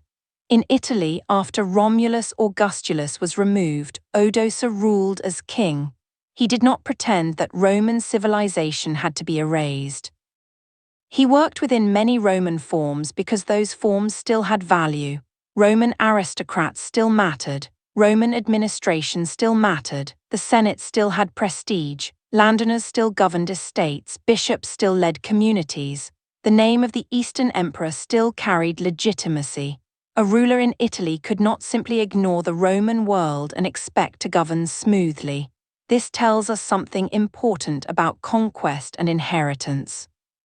New rulers often want the authority of the old world, not only its territory. To rule former Roman lands, barbarian kings had to govern Roman populations. The people they ruled were often more numerous, more urbanized, more literate, and more administratively experienced than their own military followings. A king could win power with soldiers, but he needed systems to keep power.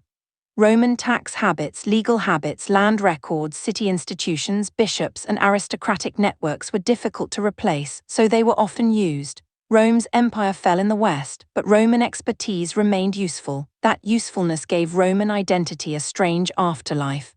A Roman noble might lose the emperor but still retain land, education, social prestige, and cultural authority. A bishop might become more important than ever as imperial officials weakened. A city might no longer be part of a functioning Western empire, but it could still be a Roman city in memory, architecture, religion, and law. A local community might adapt to a Gothic or Vandal ruler while still thinking in Roman categories. The fall did not erase people's mental world overnight. They still knew what Roman order had meant. They still used Roman words. They still compared the present to the past. They still lived among reminders. Imagine a child growing up in Italy or Gaul after the Western emperor had lost real power. To that child, the empire might already be memory more than experience. But the stones remained. A road built by earlier soldiers still crossed the land. An old aqueduct might still stand, even if not fully maintained. A city wall still enclosed homes. A forum might have lost some of its old civic role, but the space still carried ancient weight. A church might rise inside or beside older Roman structures, turning the sacred geography of the city in a new direction. The child might hear stories of emperors, of old armies, of a time when officials came from a great imperial system, of a world when Rome's name had commanded more fear, but the child's own world would be different. The local bishop might matter more than a distant emperor. A regional king might decide questions once handled by Roman authority. A landowner might provide protection. The city might look inward towards survival rather than outward toward imperial politics. The Roman past would still be present, but increasingly as inheritance rather than living structure. This is how civilizations transform. One generation lives inside an empire. The next lives among its remains and still calls many of those remains normal. The next begins to treat those remains as ancient. What had once been the background of everyday life becomes history. The Christian Church became one of the most important carriers of continuity after the fall of Western imperial power. This was not because the Church replaced the empire in a simple or immediate way. It did not command legions in the old sense. It did not collect all taxes or govern all provinces as emperors had. But bishops, monasteries, churches, councils, letters, charitable networks, and Christian teaching created structures that survived political fragmentation. In many cities, bishops became civic leaders. They negotiated with rulers, they organized relief, they defended communities, they preserved records, they mediated disputes. They represented moral authority when imperial authority weakened. This did not mean every bishop was saintly or every church action pure. Church leaders were also human, political, ambitious, fearful, and tied to local power. But the institution mattered because it gave people a source of continuity when the old Roman state could no longer provide the same stability. The Church also preserved Latin learning and Roman memory, though imperfectly and selectively. Monasteries would later copy texts. Christian writers interpreted Rome's fall through theology. The old pagan empire was judged, mourned, transformed, and absorbed into a Christian story of history. Rome's ruins became not only evidence of political collapse, but reminders of the impermanence of earthly power. This was a profound change. The old Rome had celebrated its own eternity. Christian late antiquity and the early medieval world often looked at Rome and saw a lesson in humility. No earthly city lasts forever. No empire, however strong, can escape time. This idea did not make people stop admiring Rome. In some ways, it made Rome even more powerful as memory. A fallen empire can become a moral symbol more easily than a living one. While Rome ruled, it demanded obedience. After it fell, it invited interpretation. People could use Rome as warning, model, dream, inheritance, or ghost.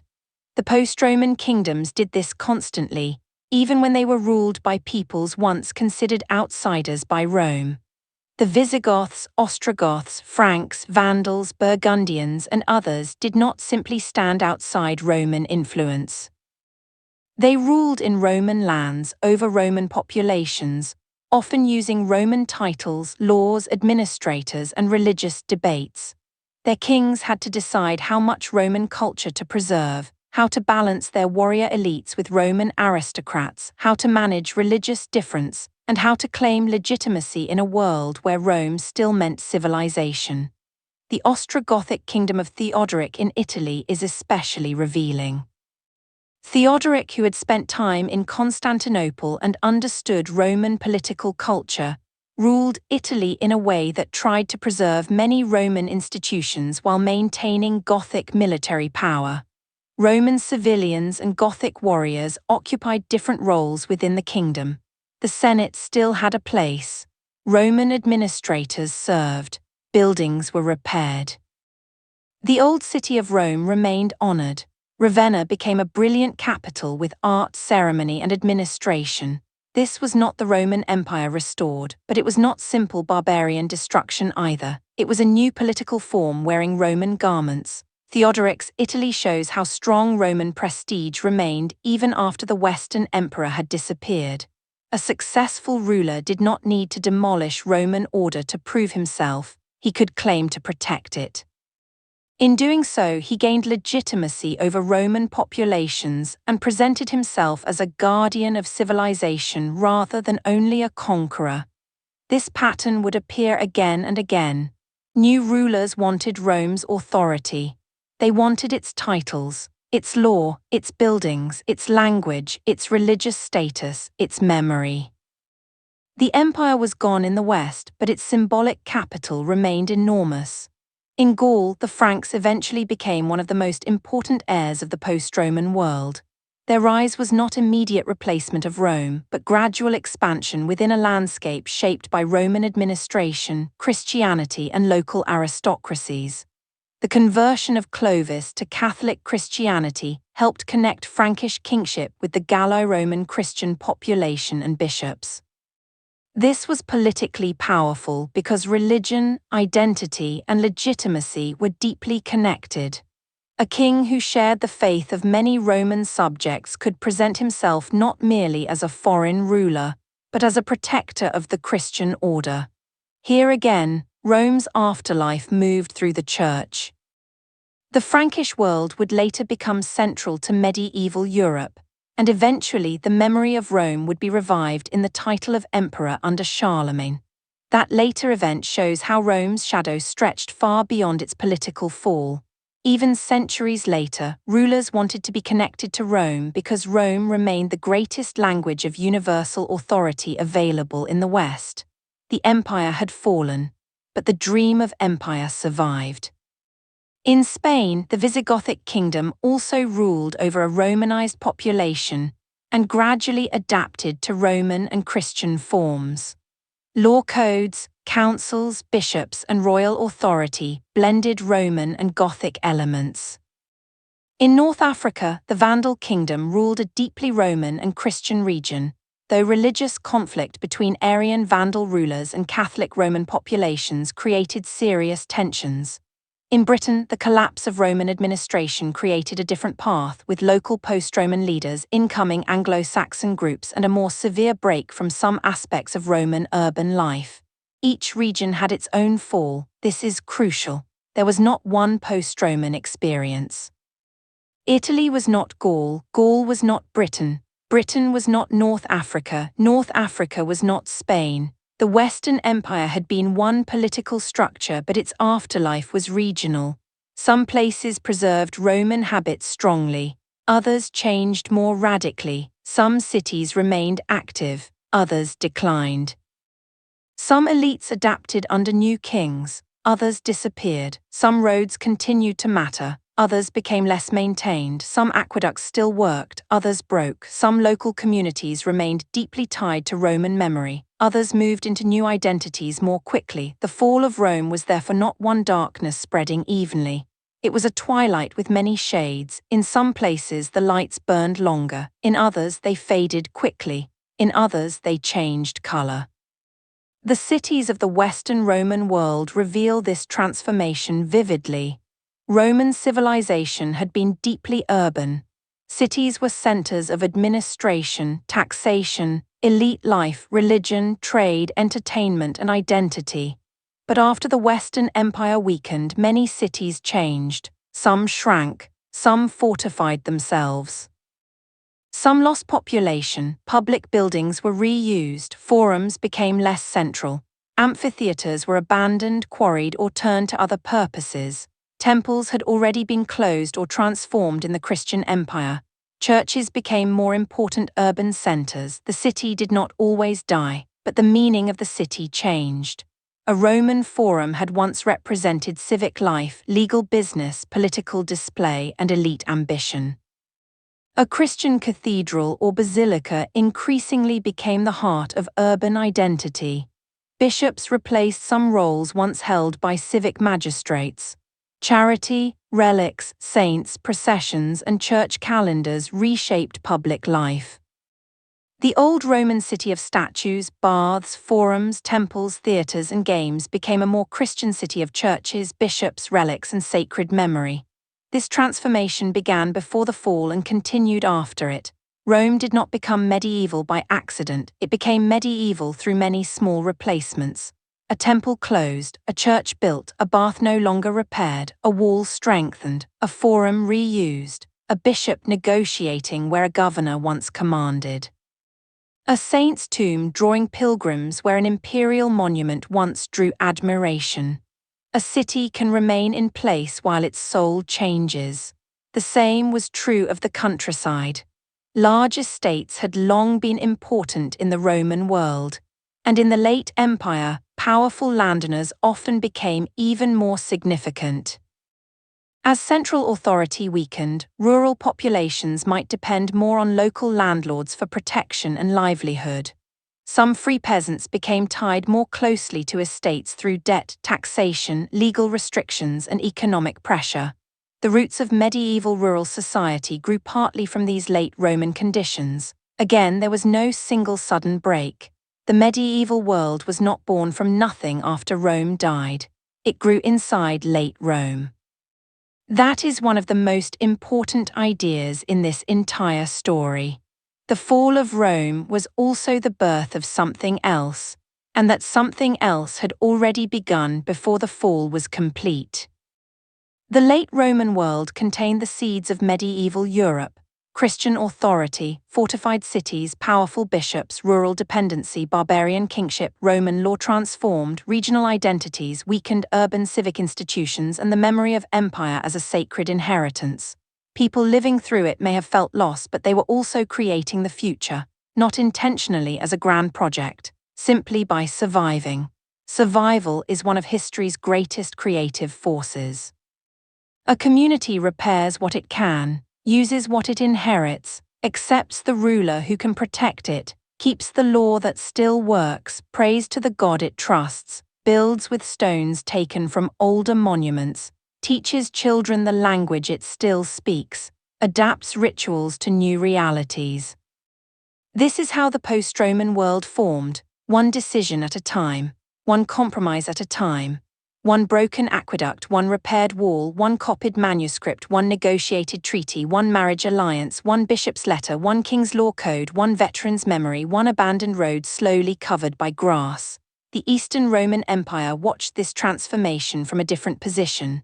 To the people of Constantinople, the Roman Empire had not fallen. The Eastern Emperor was still Roman. The capital was still magnificent. The administration still functioned. The army still fought.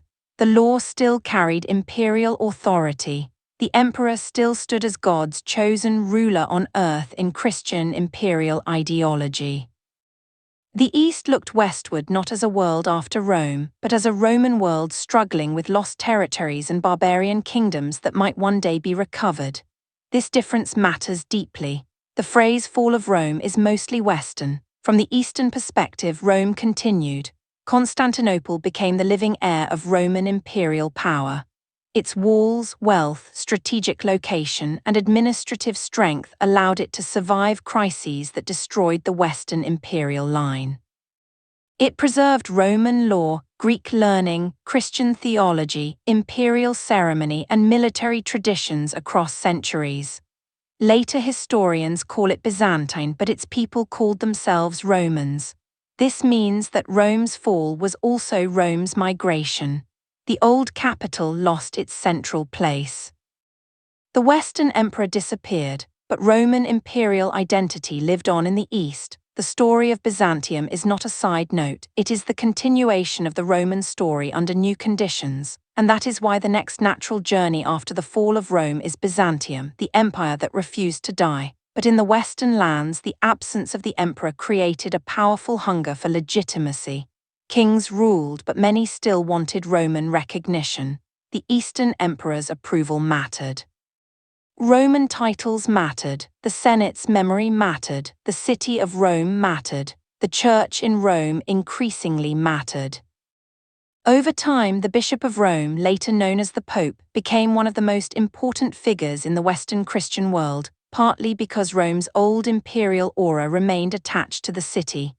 The city of Rome itself became a paradox, politically weaker than before, symbolically immense. Its population declined from the heights of empire, its monuments decayed, were reused or became quarries, its aqueducts suffered, its old forums grew quieter. Yet it remained holy, ancient, prestigious, and central to Christian imagination. Pilgrims came, popes ruled and negotiated, saints' tombs gave the city new sacred meaning. The ruins of empire became the stage for Christian authority. Rome, the city of emperors, became Rome, the city of apostles and popes.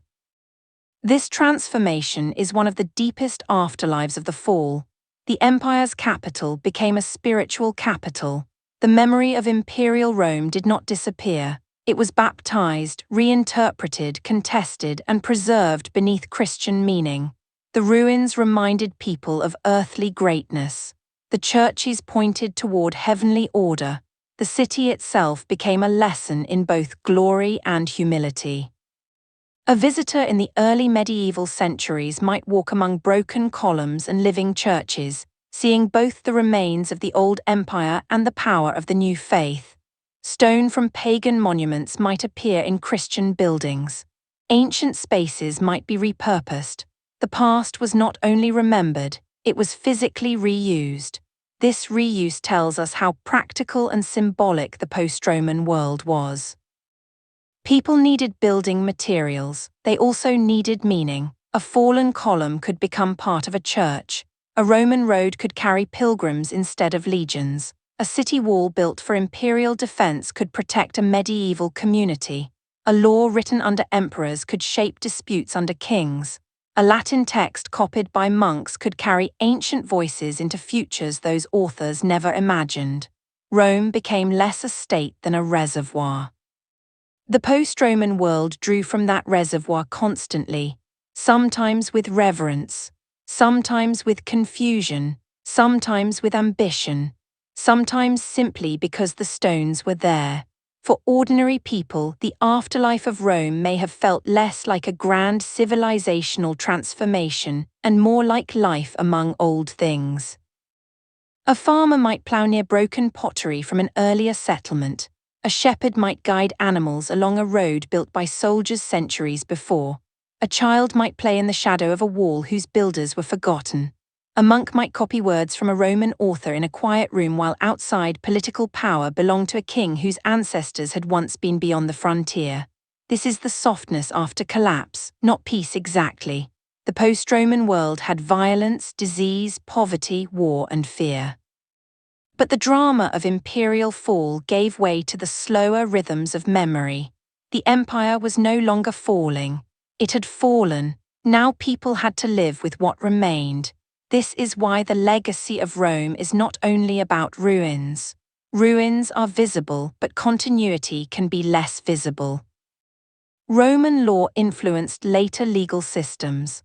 Latin became the language of church, scholarship, administration, and memory in the West. Christianity, shaped in the late Roman Empire, became the spiritual framework of medieval Europe. Roads and city sites structured movement and settlement. Ideas of empire haunted kings for centuries. The dream of Roman order returned again and again in the Carolingian Empire, the Holy Roman Empire, Renaissance admiration, modern law, architecture, political language, and historical imagination. Rome fell, but people kept trying to inherit it. That may be the greatest proof of its power, not that it lasted forever. It did not, but that after it fell, so many wanted to claim its remains. A weak empire is forgotten. A powerful empire becomes a dream after death. Rome became a dream of order, a dream of universal rule, a dream of law, a dream of lost greatness, a dream of warning, a dream of civilization and its fragility. Every later age saw a different Rome. Medieval Christians saw a fallen pagan empire and a sacred Christian city. Kings saw authority, lawyers saw legal inheritance, scholars saw literature and language, revolutionaries saw republic and tyranny. Empires saw models, filmmakers saw spectacle. Tourists saw ruins, historians saw complexity, And ordinary people standing before broken stone often feel something simpler. That time is stronger than power. This feeling is at the heart of the fall of Rome. The fall teaches that nothing human is beyond decay. Not armies, not walls, not laws, not titles, not roads, not cities. Not even the name that once made nations tremble, but it also teaches that endings become beginnings. The Western Empire fell and the medieval West emerged. Roman governors faded and bishops rose. Imperial provinces became kingdoms. Latin became sacred and scholarly. Roman law slept, survived, and returned. The city of Rome lost emperors and gained popes. The East preserved the Roman name in Constantinople. The dream of empire haunted Europe for 1,000 years. The fall of Rome was not only the death of a world, it was the scattering of that world into many futures.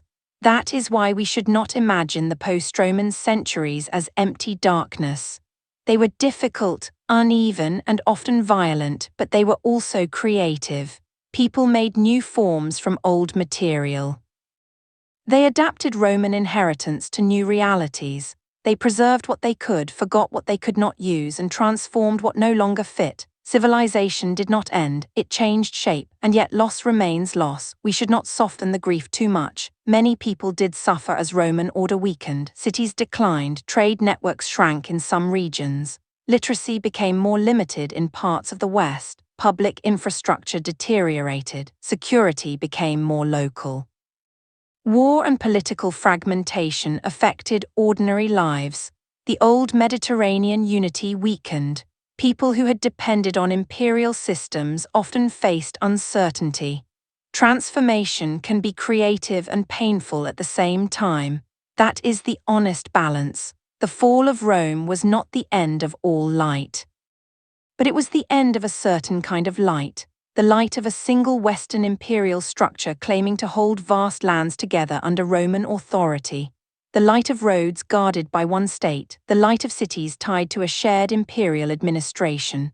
The light of a political imagination in which Rome stood as the unquestioned center of the Western world. After the fall, the light became scattered. A monastery lamp in the night, a bishop's candle in a city church, a king's hall fire, a scribe's desk.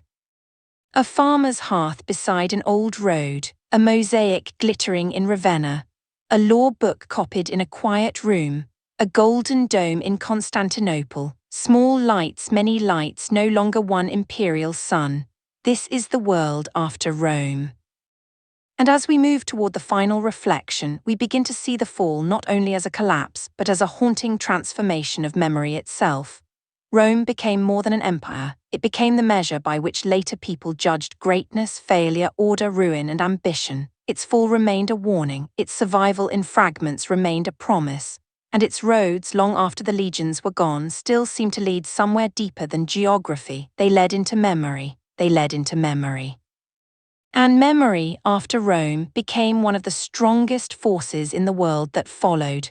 For the people who lived among Roman ruins, memory was not abstract, it was physical. It stood in front of them in stone. It cut across their fields as old roads. It rose above them in broken aqueducts. It surrounded them in city walls built by hands long dead. It appeared in inscriptions whose letters still carried authority even when fewer people could read them.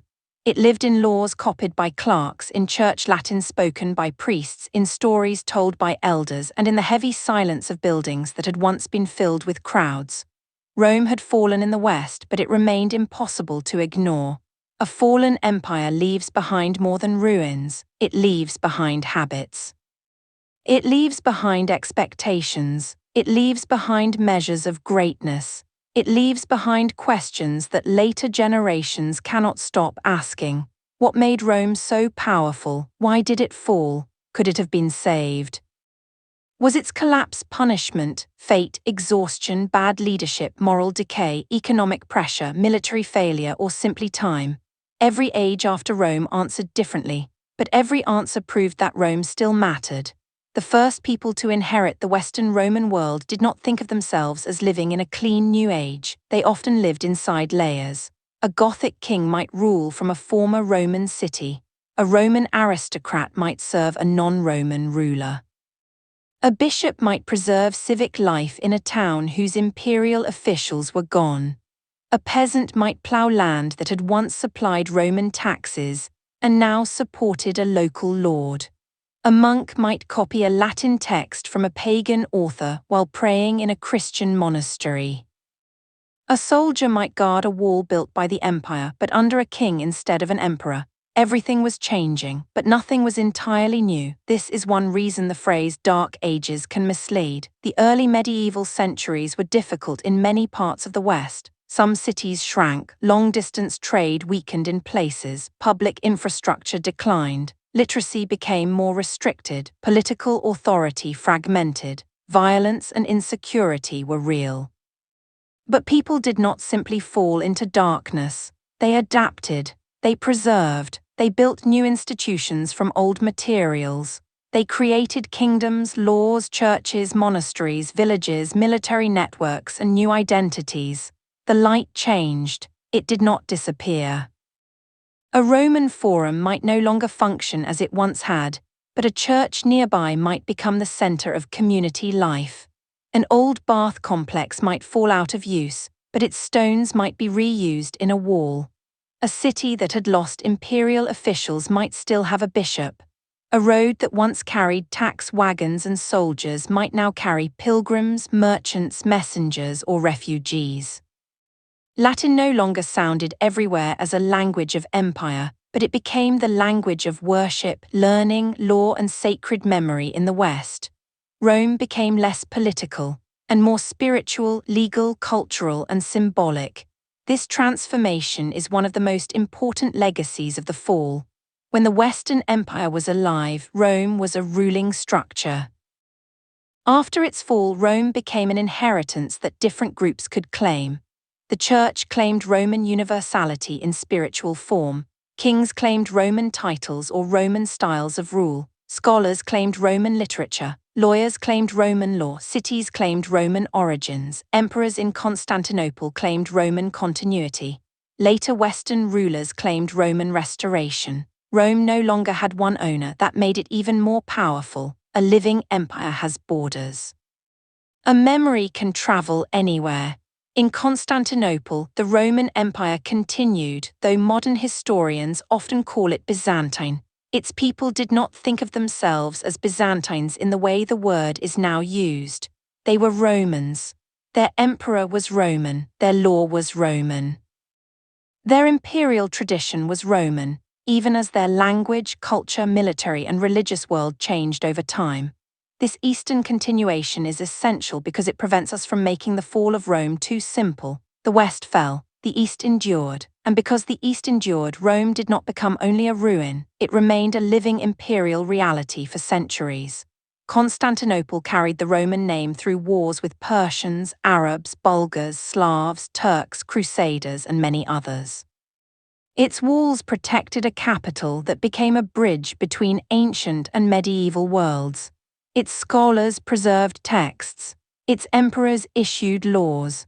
Its churches shaped Christian theology and art. Its armies defended a state that still saw itself as the Roman Empire.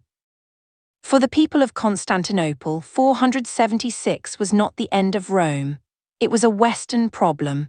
This difference matters because it reminds us that history depends on perspective. A person in Italy might feel the old imperial order fading. A person in Constantinople might see the Roman Empire still alive, wounded perhaps, but real. A Gothic king in Ravenna might use Roman administration while ruling as a king. A Frankish ruler might learn that Roman legitimacy could strengthen his power. A bishop in Rome might see the fall of earthly empire as part of God's mysterious plan. Rome had many afterlives because Rome had meant many things. The city itself, Rome, became one of the most haunting afterlives of all. It was no longer the capital of a Western emperor, but it remained unlike any other city in the West. Its ruins were immense, its churches were sacred, its past was overwhelming. To walk through Rome after the fall was to walk through a city where history had become visible in layers: imperial arches, old forums, Christian basilicas, broken temples, noble houses, shrines, tombs, walls, and open spaces where crowds had once gathered. The city had been the head of empire. Now it became a city of memory. Its population declined compared with the height of empire. Its monuments decayed. Some buildings were damaged by war, neglect, earthquakes, or simple reuse. Marble was taken, bronze was removed, temples were transformed. Old public spaces lost their earlier purpose. But Rome did not become meaningless. It became sacred in another way. The tombs of Peter and Paul, the authority of the Bishop of Rome, and the city's Christian memory gave it new power. The imperial city became an apostolic city. This was not a small shift. It meant that Rome's authority survived through a different kind of claim. No longer did it rule the West through emperors, legions, governors, and tax systems. Increasingly, Rome mattered through the papacy, pilgrimage, Christian memory, and the idea that the city had a unique spiritual place in the world. The old capital of empire became the heart of Western Christianity. This did not happen overnight, but it changed everything. The Pope did not simply replace the emperor in a straight line. The early medieval papacy had its own struggles, limits, enemies, alliances, and dependencies. But over time, the Bishop of Rome gained extraordinary significance, partly because the city itself still carried Roman authority in symbolic form. Rome's ruins whispered of earthly power, its churches spoke of spiritual authority. Together, they made the city impossible to ignore. The fall of the Western Empire gave space for the rise of another Rome, a Christian Rome. A Rome of bishops, relics, pilgrims, and sacred memory. And eventually this Christian Rome would help crown new political dreams. When Charlemagne was crowned emperor in the year 800, the act did not restore the ancient Roman Empire in its old form, but it showed how deeply the idea of Rome still mattered. A Frankish king, crowned in Rome by the Pope, could claim imperial authority in the West centuries after the last Western emperor had been deposed. This was not the same Rome, but it was not unrelated. The memory of Rome had become a crown. The title of emperor still had power because Rome's absence had created a longing. People remembered, imagined, and reworked the empire. They did not always understand the ancient world accurately. Memory is not the same as history. It selects, reshapes, forgets, and glorifies. But the longing itself is historically important. Later rulers wanted to stand in Rome's shadow because Rome remained the highest language of power. This is one of the strange victories of a fallen empire. Its name becomes more valuable after its institutions die. The Holy Roman Empire, medieval law, Renaissance humanism, papal Rome, imperial ceremonies, classical education, republican ideals, European monarchies, modern architecture, political language, and even modern entertainment all drew from Rome in different ways. Some wanted Rome's order, some wanted its glory, some wanted its law, some wanted its republic, some wanted its empire, some wanted its beauty, some wanted its warning. Rome became a mirror for ambition. Every age looked into it and saw something of itself. But if we return to the 5th and 6th centuries, before all those later layers, we find a world still close to the wound. People were not yet distant enough to turn Rome into a clean legend. They lived among its remains. They struggled with its inheritance. Roman aristocrats still wrote in a style shaped by classical education. Christian thinkers debated the meaning of earthly power. Barbarian kings used Roman administrators. Cities tried to maintain walls, churches, and supplies. Rural life continued under new pressures. The fall was still fresh enough to hurt. One of the most powerful examples of Rome's afterlife is Roman law. Law is less dramatic than battle, but often more durable. The empire's legal traditions did not disappear with Western imperial power. Roman legal thought continued in the East, especially through the Great Codification under Justinian in the 6th century. In the West, Roman legal practices survived in different forms among Roman populations under barbarian rule. Later Roman law would be rediscovered and studied deeply in medieval universities, shaping European legal development for centuries. This means that Rome continued to govern minds long after it stopped governing provinces. A road can crumble, a law can sleep and return. The idea that law could be written, organized, interpreted, and tied to a universal political order was one of Rome's longest legacies. Later European legal culture would owe much to Roman models, even when transformed by Christian, local, feudal, royal, and customary traditions. The empire had fallen, but its legal memory became part of the structure of future societies. Language was another survival. Latin changed, but it did not vanish. In the West, spoken Latin evolved gradually into the Romance languages: Italian, French, Spanish, Portuguese, Romanian, and others. Written Latin remained the language of the church, scholarship, diplomacy, and learning for centuries. A Roman soldier or official from the High Empire would not have recognized medieval Latin culture as the same world, but the connection was real. Every prayer in Latin, every charter, every copied manuscript, every scholar trained in grammar.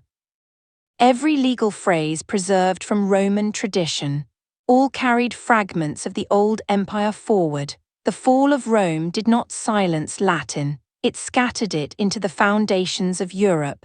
Cities also carried memory, though unevenly. Some Roman cities declined dramatically, others survived and transformed. Some lost public monuments but kept bishops, markets, walls, and local identity. Some became medieval towns built inside Roman frames. Streets shifted, buildings were reused, forums became open ruins or crowded with later structures. Amphitheaters became fortresses, housing quarries, or strange landmarks whose original purpose faded from daily use. A city can forget parts of itself while still standing. In many places, people lived not beside ruins but inside them. They took shelter in old walls, they reused stones, they built churches from columns that once stood in pagan temples. They turned imperial remains into practical resources. This was not always vandalism in the modern emotional sense. Often it was survival. If a community needed stone and a giant abandoned structure stood nearby, the old empire became a quarry.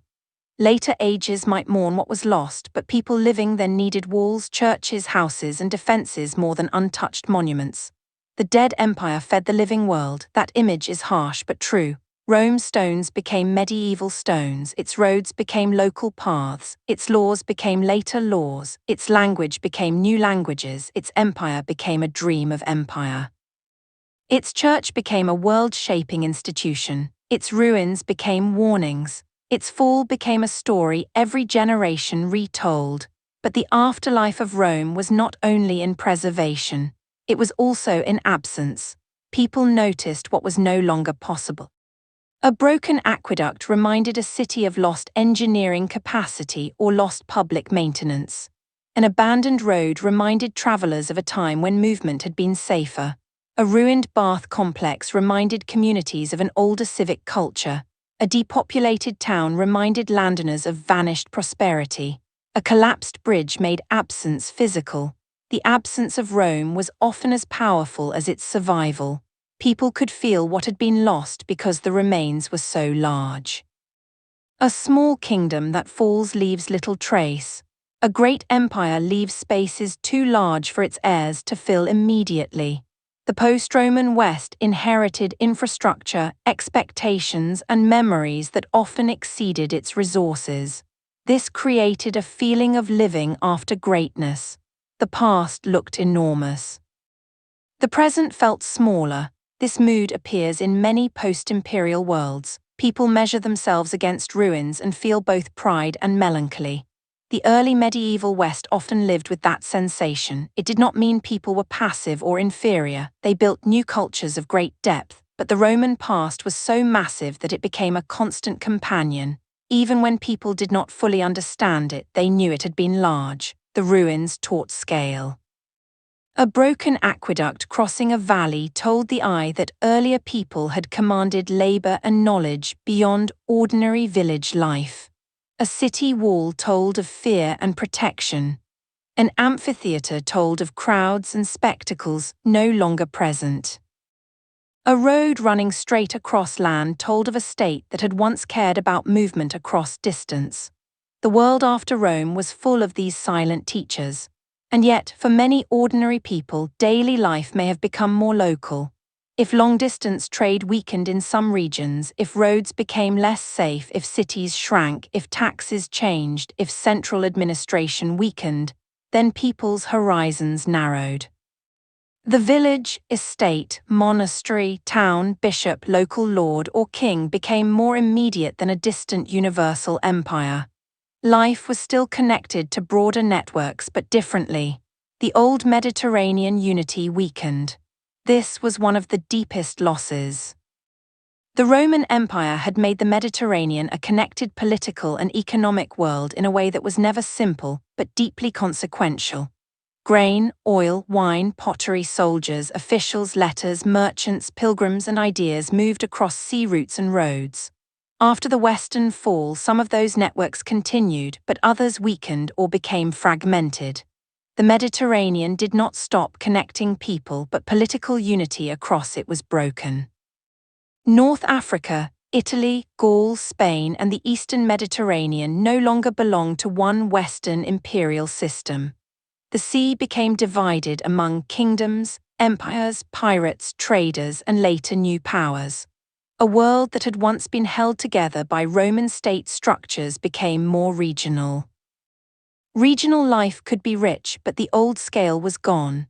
This is one reason the Eastern Empire mattered so much. It preserved a larger Mediterranean and imperial vision longer than the West could. Justinian in the 6th century even attempted to reconquer parts of the lost West, including North Africa, Italy, and parts of Spain. For a moment, Roman imperial power seemed to return to lands that had slipped away. North Africa was recovered from the Vandals. Italy was fought over in devastating wars against the Ostrogoths, but restoration came at a terrible cost. The wars in Italy were long and destructive. Cities suffered, populations declined, infrastructure was damaged. The attempt to restore Roman rule weakened what it sought to save. Justinian's empire achieved remarkable things, including legal codification and architectural grandeur, but reconquest showed how difficult it was to rebuild the old world once the conditions that sustained it had changed. Sometimes restoration becomes another form of ruin. This is a painful lesson. The dream of bringing back Rome could inspire greatness, but it could also bring war. The old empire could not simply be put back together like a broken statue. Too much had shifted. Local powers, economies, military realities, disease, taxation, regional identities, and the balance of East and West. Rome's afterlife was powerful, but resurrection was not simple. The plague associated with Justinian's reign also struck the Mediterranean world with devastating force, weakening populations and economies. Disease had always shaped history, but in late antiquity, plague added another pressure to an already strained world. It reminded people that even emperors could not command the invisible forces that moved through bodies, ships, cities, and trade routes. The fall of Rome was not caused by one plague, one battle, or one ruler. It was a convergence of pressures over time. That is why simple explanations fail.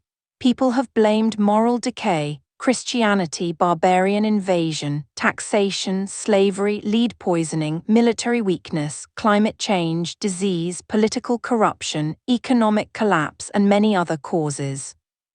Some of these were real factors in certain ways. Some are exaggerated, some are incomplete. The truth is not one cause but interaction.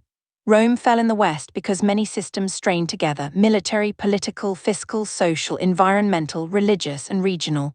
Great collapses are rarely single-cause events, they are storms made of many winds. This matters because the fall of Rome became a warning story for later civilizations. People ask, are we like Rome?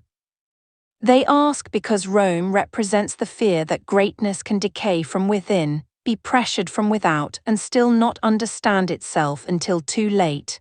But using Rome as a warning requires care. Every age is different. Easy comparisons can become lazy. Yet the deeper human questions remain useful. How does a powerful society maintain trust? What happens when military needs outgrow political stability? What happens when wealth and burden become uneven? What happens when outsiders are needed but not fully included? What happens when local survival matters more than central loyalty? What happens when institutions continue to speak confidently after people stop believing them? These questions are why Rome's fall still feels alive. The story is ancient, but the fear is human. Still, for this sleep history journey, the most important feeling is not panic, it is reflection. Rome's fall should not be told as a loud warning siren, it should be told as twilight. The long evening of a civilization that had built too much, ruled too widely, survived too many crises, and finally changed into something else. There is sadness in that, but also peace, because no civilization, however powerful, truly owns the future. It can shape it, influence it, haunt it, inspire it, and leave tools for those who come after, but it cannot remain unchanged forever. Rome tried, perhaps more successfully than almost any state before it, to create a world that felt permanent. Its failure does not make it meaningless, its failure makes its achievement more human. Rome lasted a long time, long enough to become ordinary to millions, long enough for people to imagine it eternal, long enough to build habits that survived its own fall, long enough to become memory's empire. And memory, in the end, is what we are walking through now, not the Rome of living emperors, not the Rome of marching legions, not the Rome of crowded forums and roaring amphitheaters, but the Rome that remained after the West lost its emperor, in churches, roads, laws, languages, kings, ruins, dreams, fears, and the quiet question of how something so vast could become so still. The next and final part of the journey will leave the political story behind and walk through that stillness. The ruins, the last echoes, the meaning of Rome's fall, and the haunting legacy of an empire that disappeared from the West, yet never fully left the world. The roads led into memory, and memory led into silence, not complete silence. Rome has never been completely silent. Too many stones remain. Too many words survived. Too many laws, languages, churches, roads, arches, coins, maps, and stories still carry its shadow. But the living roar of the Western Empire faded. The commands of Western emperors stopped. The great system of provinces, armies, officials, taxes, and imperial courts that had once held the West together became something else. And in that fading, Rome became haunting. The end of Rome is not haunting because everything disappeared. It is haunting because so much remained. A ruin is powerful because it is not emptiness. It is presence without life. It is a shape left behind after the purpose has gone. A broken aqueduct still says water once flowed here. A road still says soldiers and merchants once passed this way. A wall still says someone feared what might come from beyond it. An amphitheater still says crowds once gathered. A forum still says voices once argued, traded, judged, and remembered. The ruins of Rome do not simply show what was lost, they show what had once been possible. That is why the fall of Rome has never stopped troubling the human imagination. If a small kingdom collapses, history may record it and move on. If a great empire collapses, later civilizations see themselves in its shadow. Rome had built so much, ruled so widely, lasted so long, and believed so deeply in its own permanence that its fall became more than an event. It became a question: can any human order last? Can power become too large to hold itself? Can a society be strong and fragile at the same time? Can civilization carry the seeds of its own exhaustion? Can people live through the end of an age without knowing what name history will give it? These questions are why Rome still matters, not because our world is Rome. It is not. Easy comparisons are usually too simple. But Rome gives us one of history's greatest examples of how strength can become burden, how success can create complexity, how military power can protect and destabilize at the same time, how political legitimacy can weaken slowly, how local survival can replace imperial confidence, and how a civilization can end in one form while continuing in many others. The fall of Rome was not one lesson, it was many lessons woven together. It was a warning about civil war. Rome had survived foreign enemies many times, but internal conflict wasted its own strength. Roman armies fighting Roman armies weakened the borders, drained resources, and taught soldiers that emperors could be made by force. When a state repeatedly turns its weapons inward, it may win each struggle and still lose itself over time. It was a warning about overdependence on the military.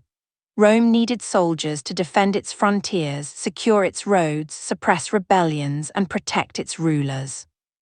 But the more the empire depended on the army, the more the army became central to politics. Soldiers needed pay, land, food, and loyalty from the state. Commanders became kingmakers. Emperors who could not satisfy the military lived dangerously. The shield that protected Rome also became a weight around its political neck. It was a warning about trust. A state can demand taxes and obedience for a long time if people believe it still provides protection, order, and future. But when people pay more and receive less security, the emotional contract weakens. They turn toward local patrons, bishops, landowners, kings, or whoever can provide immediate safety. Rome did not lose all loyalty at once. It lost confidence unevenly, region by region, crisis by crisis. It was a warning about managing outsiders. Rome had always absorbed foreign peoples, that was one of its strengths, but absorption required resources, fairness, discipline, and confidence. When groups were mismanaged, exploited, or left desperate, they could become enemies inside imperial territory. Rome's frontier was not a simple wall between civilization and chaos. It was a living zone of human movement. The empire's ability to manage that movement was one of the keys to its survival. It was a warning about symbols.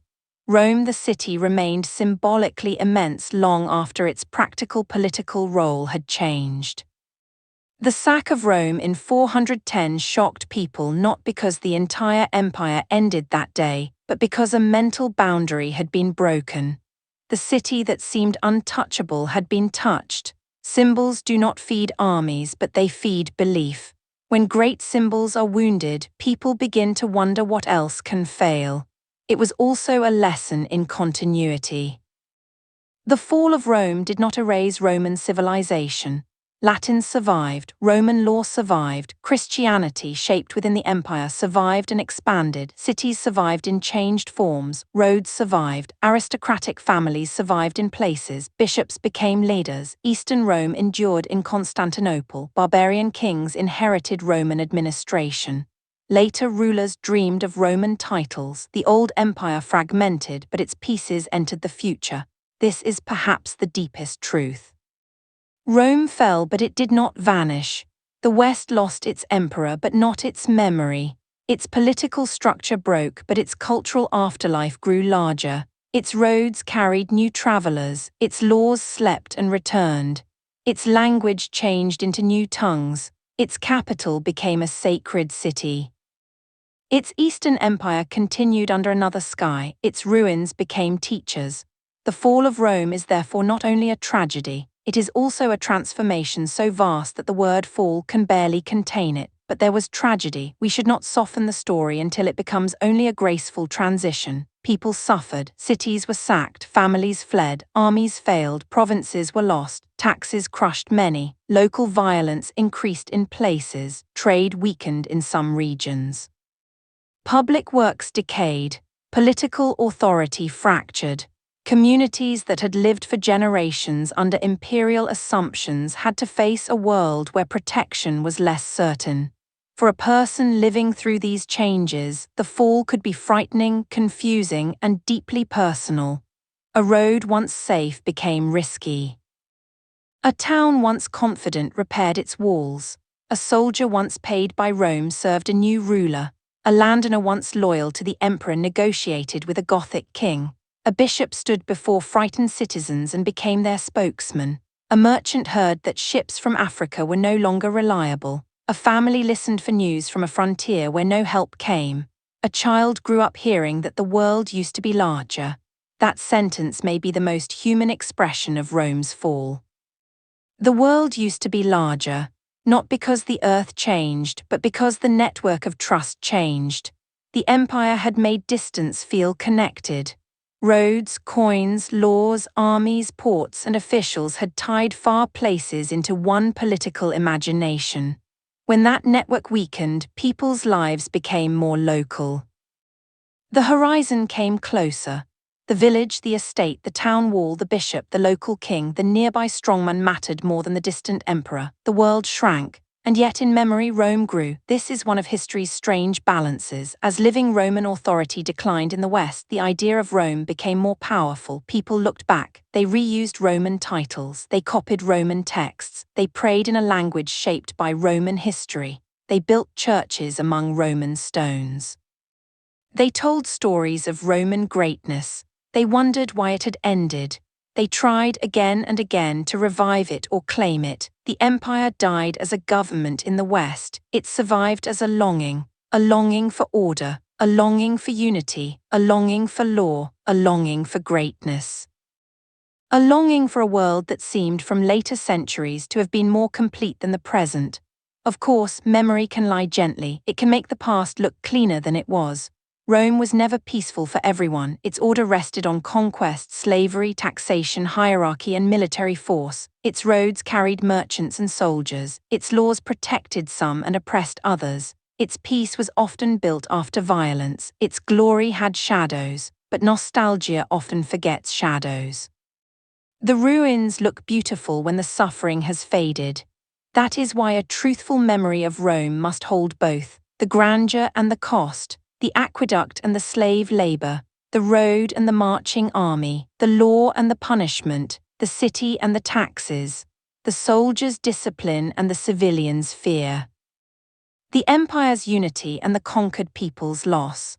Only then does Rome become real again, not a golden dream, not a simple warning. A human civilization, vast and brilliant, wounded and violent, creative and exhausted, capable of extraordinary order and extraordinary cruelty, lasting long enough to shape the world and falling slowly enough to become one of history's great mysteries. The final Western emperor is usually remembered because his removal gives us a date. But dates are handles. They help us hold what is too large to grasp. The real fall began before him and continued after him. It moved through taxation, armies, frontiers, migration, faith, politics, cities, farms, and memory. It happened in palaces and villages, in battlefields and churches, in tax records and broken roads, in negotiations and betrayals, in the quiet fear of people who did not know whether help would come. The boy emperor's fall was the closing of a door already hanging loose. After him, the Western imperial court no longer stood at the center of power, but Rome's story did not stop. In Italy, new rulers governed through Roman forms. In Gaul and Spain, kingdoms grew among Roman populations. In North Africa, the Vandal kingdom held a region that had once fed the West. In Britain, post-Roman societies moved along a different path. In Constantinople, emperors still called themselves Roman and looked upon the Western losses not as the end of Rome, but as wounds in a larger Roman world. And centuries later, when the Eastern Emperor Justinian tried to recover the lost West, the dream of Rome returned with armies, laws, churches, and terrible wars. His reconquests briefly restored imperial control over North Africa and Italy, but the cost was immense, especially in Italy, where long conflict damaged the land deeply. The dream of restoration showed how powerful Rome's memory remained. It also showed how difficult it is to bring back an old world once the conditions that supported it have changed. Some worlds cannot be restored, they can only be inherited, and inheritance always changes what it receives. The medieval West inherited Rome through fragments. The Church inherited its language and universal imagination. Kings inherited its titles and ambitions. Lawyers inherited its legal thought, cities inherited its stones, monks inherited its texts, roads inherited its direction, ruins inherited its silence. The Eastern Empire inherited its living imperial name. No one inherited all of Rome, everyone inherited something. That is why Rome became everywhere and nowhere. It was gone as one empire in the West, but present in 1,000 forms, present in a bishop's Latin prayer, present in a king's law code. Present in a ruined wall around a shrinking town, present in the memory of a road, present in a monastery manuscript, present in a crown claiming imperial dignity, present in the imagination of people who had never seen the old empire but still lived under its shadow. The fall of Rome also changed how later people thought about time. If Rome could fall, then history was not a straight line of human greatness rising forever. Time could humble the mighty. It could turn capitals into ruins. It could make the language of rulers into the language of priests and scholars. It could make an empire into a quarry. It could make victory into warning. A broken column teaches this without speaking. Once it held a roof. Once it belonged to a building. Once people passed beneath it without thinking it would ever be strange. Then the roof fell, the building changed, the column broke. Grass grew. Someone later stood before it and called it ancient. The people who built it did not build it as a ruin. No civilization does. That is why ruins are so moving. They show us the future every civilization refuses to imagine. Not because everything must end badly, but because everything human changes. Stone lasts longer than flesh, but not forever. Law lasts longer than kings, but not unchanged. Memory lasts longer than empire, but not without reshaping. Rome's fall reminds us that permanence is often a feeling, not a fact. The Romans felt permanent because their world was old, powerful, and deeply structured. They had reasons to feel that way. For many generations, Rome had survived almost everything. It had endured wars, fires, plagues, bad emperors, revolts, invasions, and civil strife. Each survival made eternity seem more believable. But survival can become deceptive. A society that has survived many crises may begin to think survival itself is guaranteed. Rome teaches otherwise. Survival must be Trust must be renewed, institutions must be renewed, military strength must be balanced with political legitimacy, borders must be managed with wisdom, taxation must not destroy the society it protects. Outsiders must be understood as human realities, not only threats or tools. Symbols must be matched by substance. When renewal fails for too long, old greatness becomes memory. And yet there is peace in accepting that even Rome changed. The fall of Rome is frightening if we see it only as collapse. It becomes deeper if we see it as part of the long movement of human history, where worlds rise, expand, strain, fracture, transform, and pass something forward. The Western Empire ended, but it did not leave nothing. It left more than most civilizations ever leave. It left a language family. It left legal ideas, it left roads and cities. It left Christian institutions shaped by Roman order, it left political dreams, it left architecture, it left warnings, it left questions. It left an entire vocabulary of empire, republic, senate, citizen, law, and civilization. It left the feeling that history itself had once worn Roman armor. That feeling still follows us. When we say something is imperial, we hear Rome. When we imagine a republic, Rome is nearby. When we see a triumphal arch, Rome is there. When we walk a straight road through an old European landscape, Rome may be beneath it. When legal scholars speak of codes and rights, Rome stands in the background. When churches chant Latin, when cities preserve ancient walls, when movies show legions beneath red standards, when museums display helmets and coins, the empire returns in fragments. The fall did not end Rome's presence, it made Rome spectral, a ghost empire, visible in outline, powerful because it is gone. And perhaps that is why the story is so perfect for the quiet hours of night. It is not only about war, politics, or invasion. It is about the fading of confidence, the burden of power, the fragility of order, the endurance of memory, and the strange calm that comes when we stand among ruins and understand that even the greatest human things are temporary. At night, ruins feel different. In daylight, they are historical sites. At night, they become questions. The broken arch becomes darker against the sky. The road disappears into shadow. The stones lose their sharp edges. The wind moves through spaces once filled with footsteps. A person standing there can almost feel the distance between then and now. Rome is gone, Rome remains, both are true. Imagine the city in late evening, long after the emperors of the West have disappeared. The old forums are quieter. Grass grows where crowds once moved. Columns stand under fading light. Christian bells or chants replace older civic noise. A bishop's procession passes near monuments built for gods no longer worshipped. A child asks what the broken building once was. An old man answers with a story he heard from someone who heard it from someone else. The memory is already changing. Far away in Constantinople, the Roman emperor still rules. The eastern capital glows with churches, palaces, walls, markets, and sea winds. Their Rome is not a ghost but a living power, yet even that Rome will one day face its own long trials. Empires survive by changing, and Constantinople will change again and again. But that is another quiet world waiting beyond this one.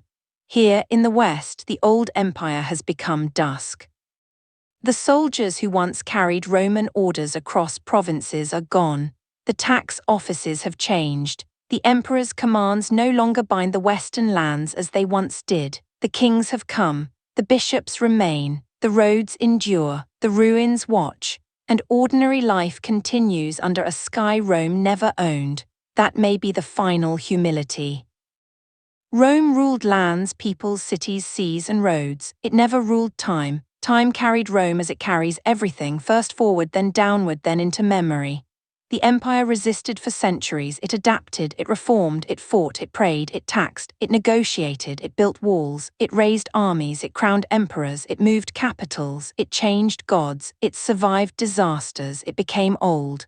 And at last, in the West, it became something other than itself. The fall of Rome was not the end of history. It was history continuing without Rome at the center. For those who lived after, this was frightening but also freeing in ways they could not yet understand. New kingdoms would rise, new cultures would form, monasteries would preserve texts. Medieval Europe would take shape. The church would grow in authority. The East would carry Roman imperial identity forward. The memory of Rome would inspire and burden future ages. The old world did not return, but it never fully left. And now, when we think of Rome falling, perhaps we should not imagine only fire. We should imagine a road at dusk. The road is cracked but still visible. Weeds grow between stones. A milestone leans to one side. Far away, a ruined watchtower stands against the fading sky. No legion marches there now. No imperial messenger rides with urgent orders. No tax convoy rolls under guard. Only the road remains. It leads through fields, past silent walls, toward a city whose name still carries weight. A traveler walks it slowly, not knowing all the feet that came before. Soldiers, merchants, prisoners, officials, pilgrims, refugees, kings, monks, children. The road remembers them all without speaking. This is Rome after the fall, not dead, not alive as before, a memory built into the earth. And as night deepens, the great empire becomes quiet enough to understand. Its victories soften, its cruelties remain, its grandeur becomes shadow, its warnings become clearer. Its people, so often hidden beneath the word Rome, return for a moment. Soldiers on walls, mothers in frightened cities, farmers under tax burdens, bishops negotiating for peace, kings seeking legitimacy, scribes copying old words, children growing among stones they did not build. They were the ones who lived through the ending. They were the ones who carried the beginning of what came after. And now, centuries later, we leave them in the half-light between empire and memory. The Western throne is empty, the roads are quiet, the standards have lowered, the forums sleep beneath dust, the churches glow softly in the evening, the ruins stand beneath the stars, and Rome, which once believed it would last forever, becomes something even stranger than forever. It becomes remembered. If you wish to keep walking through history, another quiet world will be waiting in the next story. But for now, we leave Rome in silence. The gates are closed, the fires burn low, The old road fades into darkness, and the empire that once ruled the world rests at last inside memory. And that too is history, because history is not only the rise and fall of emperors. It is also what happens afterward when ordinary people must gather the pieces and continue living. The fall of Rome becomes easier to understand when we stop imagining it as a single broken statue and begin imagining it as a great house whose roof has failed in some rooms while people still live in others. One hallway floods, another remains dry, one wall cracks, another stands firm, some families leave, others stay. The old name of the house is still spoken, but everyone inside knows that it no longer shelters them in the same way. This was the Western Roman world after the imperial structure weakened. Some parts of life still looked Roman. Other parts were changing beyond recognition. A person might walk past Roman walls, attend a Christian church, speak a Latin dialect, obey a Gothic or Frankish ruler, pay dues to a local landlord, and hear stories of emperors who no longer mattered in practical life. The old and new were not neatly separated. They lived together. This is why the fall of Rome should never be told as if one civilization disappeared and another appeared the next morning. It was more like a long fading and blending. The Roman world did not become medieval by closing one door and opening another. It became medieval through generations of adaptation. Roman cities became smaller or changed their centers. Roman aristocrats served new kings or entered church life. Roman soldiers became part of new military orders. Roman roads carried different travelers.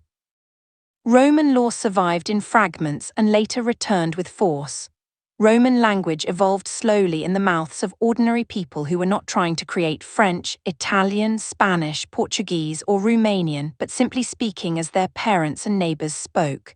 No one wakes up and says, "Today we begin the Middle Ages." They simply live, and later historians draw lines around their lives. For the people themselves, the line was blurry.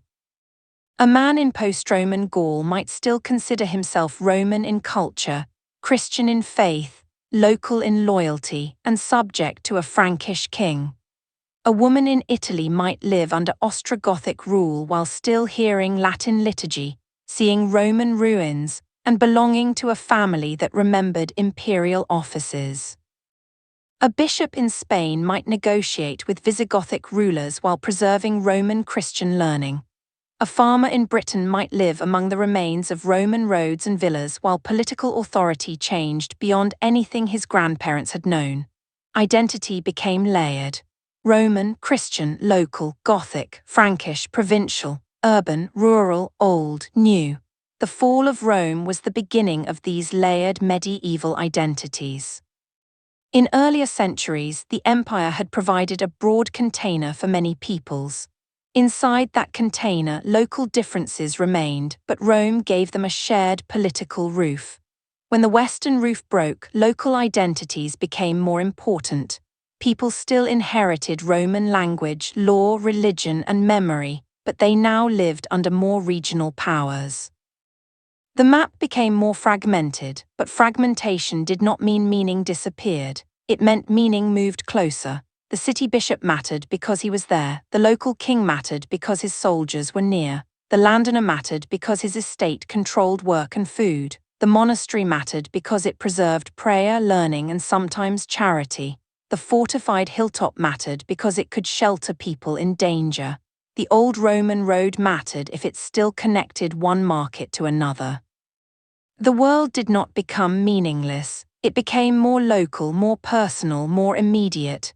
This shift changed how people experienced authority. In the High Roman Empire, authority could feel distant but immense. It came from the emperor, the law, the tax system, the army, and the provincial administration. In the post-Roman West, authority often became closer and more visible. The king in the region, the count, the bishop, the landlord, the armed retinue, the monastery, the fortified town. This could feel safer in some ways and more dangerous in others. A local protector might respond faster than a distant emperor, but local power could also be arbitrary, personal, and hard to escape. The fall of large systems often brings people nearer to the powers that immediately shape their bodies. The medieval world that followed Rome would become a world of personal bonds: landholding, military service, church authority, local lordship, and regional kingdoms. These things did not appear fully formed in one moment. They grew from late Roman pressures and post-Roman needs. Protection became more personal because central protection weakened. Land became more central because wealth and security depended heavily on local production. The church became more influential because it provided continuity, literacy, charity, and sacred authority. Rome's fall did not create medieval society from nothing. It helped release forces already growing within late Roman life. This is especially clear in the countryside. The Roman Empire had long contained large estates and dependent labor. As the state became heavier and local protection more necessary, many ordinary rural people became more tied to land and patrons. The late Roman colonus, the tenant bound in various ways to agricultural obligations, is not identical to the medieval serf, and we should not simplify the transition too much. But the broader movement toward rural dependency is real.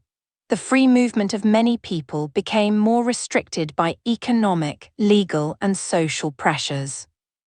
The empire that had once connected the Mediterranean also helped create conditions in which many people's lives narrowed to estate, village, and local obligation. That is one of the ironies of Rome's transformation. Its vastness eventually gave way to locality. In cities, the change was equally profound. The old Roman urban elite had once competed for honor by funding buildings, games, baths, festivals, and civic improvements. But as tax pressures increased, local offices could become burdens rather than honors. Public generosity declined in many places. Wealthy families sometimes withdrew from civic responsibilities or redirected their prestige through the church. Bishops became new urban leaders. Christian charity and sacred architecture replaced older forms of civic display. The city's public life became less Roman in the classical sense and more Christian in the medieval sense. A forum once filled with legal business and public honor might lose its role. A basilica church might gather the community instead. A saint's shrine might draw pilgrims where a theater once drew spectators. A bishop's sermon might shape public feeling more than a magistrate's speech. The old city did not simply die. It changed what it considered central. This transformation could be beautiful. Christian mosaics, churches, liturgies, and sacred art gave late antique and early medieval cities new emotional worlds. Ravenna, for example, preserved some of the most extraordinary visual culture of this transition. Imperial, Gothic, and Christian all layered in shimmering mosaic. But beauty did not cancel insecurity. The same centuries that produced spiritual art also produced war, famine, plague, and political fracture. History often gives beauty and suffering in the same breath. The people living after Rome did not always feel they were inheriting greatness. Sometimes they felt they were surviving loss, yet they created a new world from what they had. This is one of the most human parts of the story. Civilizations are not continued only by rulers and armies. They are continued by teachers, priests, mothers, builders, farmers, scribes, healers, traders, and children repeating words they only partly understand. A monk copying a manuscript might not think he was preserving Western civilization. He might think he was serving God. A bishop negotiating with a king might not think he was replacing Roman civic authority. He might think he was protecting his city. A farmer using stones from an old Roman building might not think he was transforming imperial architecture into medieval village life. He might simply need a wall. A mother teaching a child a Latin prayer might not think she was carrying Rome forward. She might simply be teaching faith. This is how the old world survived, not always through grand intention but through use. Use is one of history's quietest forms of preservation. People kept what still worked, they abandoned what did not, they transformed what could be adapted, they forgot what no longer had a place, they preserved the empire not as a museum but as material for life. That is why Rome's legacy is so deep. It was not only admired, it was used. Its roads were useful, its laws were useful. Its language was useful, its buildings were useful, its titles were useful, its memory was useful, even its ruins were useful as stone. A civilization truly survives when later people cannot stop using it. The fall of Rome also reshaped warfare. The professional army of the Roman imperial state had been one of the great institutions of the ancient world. After the West fragmented, military power became more regional and personal. Kings and war leaders relied on retinues, federate groups, local levies, land-based obligations, and warrior elites. Roman military habits did not vanish, but the vast tax-funded standing army of the old Western Empire was no longer the central structure across the West. This changed politics. A ruler's authority depended on his ability to reward followers, hold land, win loyalty, and provide protection. Military service became tied increasingly to personal bonds and landholding in ways that would later develop into medieval structures. Again, this did not happen overnight, and the details varied greatly by region. But the direction was clear: power became less bureaucratic and more personal. The emperor's command gave way to the king's warband, the lord's retainers, the fortified estate, the local stronghold. The sound of Roman marching columns faded. In its place came a more fragmented military world. But the memory of Roman order remained attractive precisely because the new world was fragmented.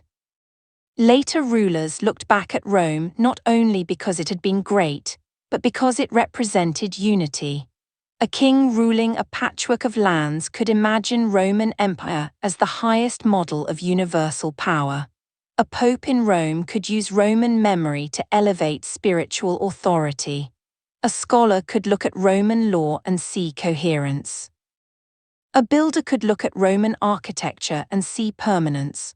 Rome became the standard of what had been lost and what might be desired again. This longing would shape Europe for centuries. Charlemagne's imperial coronation in 800 is one of the clearest examples. By then, the old Western Empire had been gone for over 3 centuries, yet the idea of a Roman emperor in the West could still be revived. The title mattered, Rome mattered, the Pope's role mattered, the memory of empire mattered. No one imagined they were simply returning to the world of Augustus or Constantine. But the symbolic claim was powerful. Western imperial authority could be born again through Christian kingship and Roman memory. The old empire had become a sacred political language. A language later rulers could speak to claim more than kingship. And yet the Roman past remained unstable. Was Rome a model of order or a warning against pride? Was it a Christian inheritance or a pagan ruin? Was it a republic to admire or an empire to imitate? Was it a symbol of law or conquest? Every later age chose its own Rome. Medieval Christians often saw Rome through sacred history. The empire had persecuted Christians, then converted, then helped spread the faith, then fallen in the West as earthly kingdoms must. The city of Rome, sanctified by martyrs and apostles, became central to Western Christianity. Ancient Roman power was both humbled and redeemed in Christian imagination. Renaissance scholars saw Rome as a source of classical learning, literature, art, architecture, and civic thought. Political thinkers saw Rome's republic and empire as examples of virtue, ambition, corruption, and power. Modern states borrowed Roman symbols, architecture, legal concepts, and imperial language. Even today, Rome appears whenever people speak of republics, senates, dictators, empires, citizens, legions, and decline. Rome became a vocabulary of power. But the original people who lived through the fall did not know all this future. They were not thinking about Renaissance humanists, modern governments, or YouTube documentaries. They were thinking about safety, food, faith, land, law, and survival. They were thinking about whether the new ruler would respect their church. Whether the road could be traveled, whether the tax would be paid in coin or grain, whether the winter would be harsh, whether the local walls could hold. This is why we keep returning to ordinary life, because great historical transformations are lived as ordinary fears. The fall of Rome also transformed the meaning of time for those who came after. In the classical empire, public time had been filled with imperial anniversaries, civic festivals, games, administrative cycles, and the rhythms of Roman political culture. In the Christian post-Roman world, sacred time became more dominant. Easter, saints' days, fasts, liturgical seasons, local feast days, and the memory of martyrs. The calendar itself taught people to inhabit a different world. Time became Christianized. The past was reinterpreted through scripture, providence, sin, judgment, and salvation. Rome's rise and fall became part of a larger divine story for many writers. This did not erase practical causes, but it changed the emotional meaning. A Roman defeat could be interpreted morally. A sack could become a call to repentance. A ruin could become a sermon in stone. The empire that once celebrated its own glory became evidence that earthly glory passes away. This idea gave comfort and warning. If Rome fell, then Christians could say that no earthly city is ultimate. The true city is heavenly. This did not remove grief, but it placed grief inside a larger framework. Augustine's distinction between the earthly city and the city of God became one of the most influential responses to Rome's crisis. It told Christians not to place final hope in any empire, not even Rome. That was a revolutionary answer to imperial trauma. For centuries, Rome had asked people to imagine political order as the highest human frame. Christian thought offered another frame. The empire could fall, God remained, the city could be sacked, the heavenly city could not. This did not end politics. Christians still lived in earthly societies, obeyed laws, negotiated with rulers, and fought wars. But it changed the meaning of collapse. The fall of Rome could be mourned without being the end of all meaning. That spiritual resilience helped post-Roman communities endure. It also shifted authority toward religious leaders.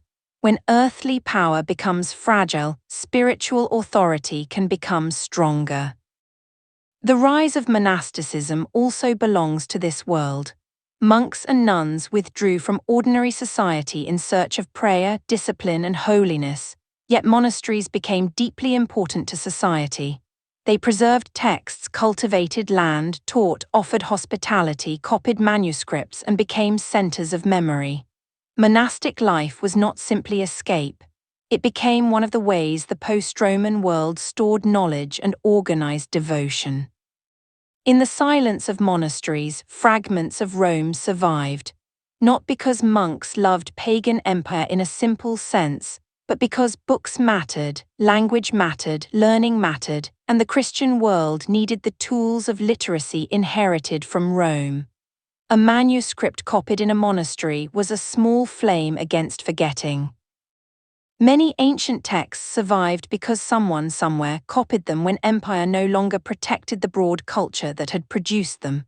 The fall of Rome made preservation more fragile. That fragility makes every surviving text feel almost miraculous. For every work preserved, many were lost. Libraries declined, scrolls and codices decayed, wars destroyed collections.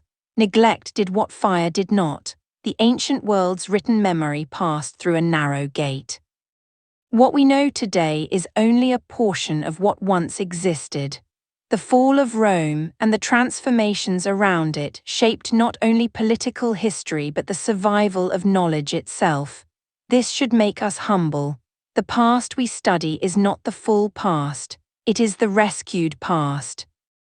The Roman world was filled with voices that did not survive. Poor people, women, slaves, soldiers, children, provincial workers, refugees, local craftsmen, frightened families, people whose grief never entered official writing. The fall of Rome was experienced by millions, but only a small number left words that reached us.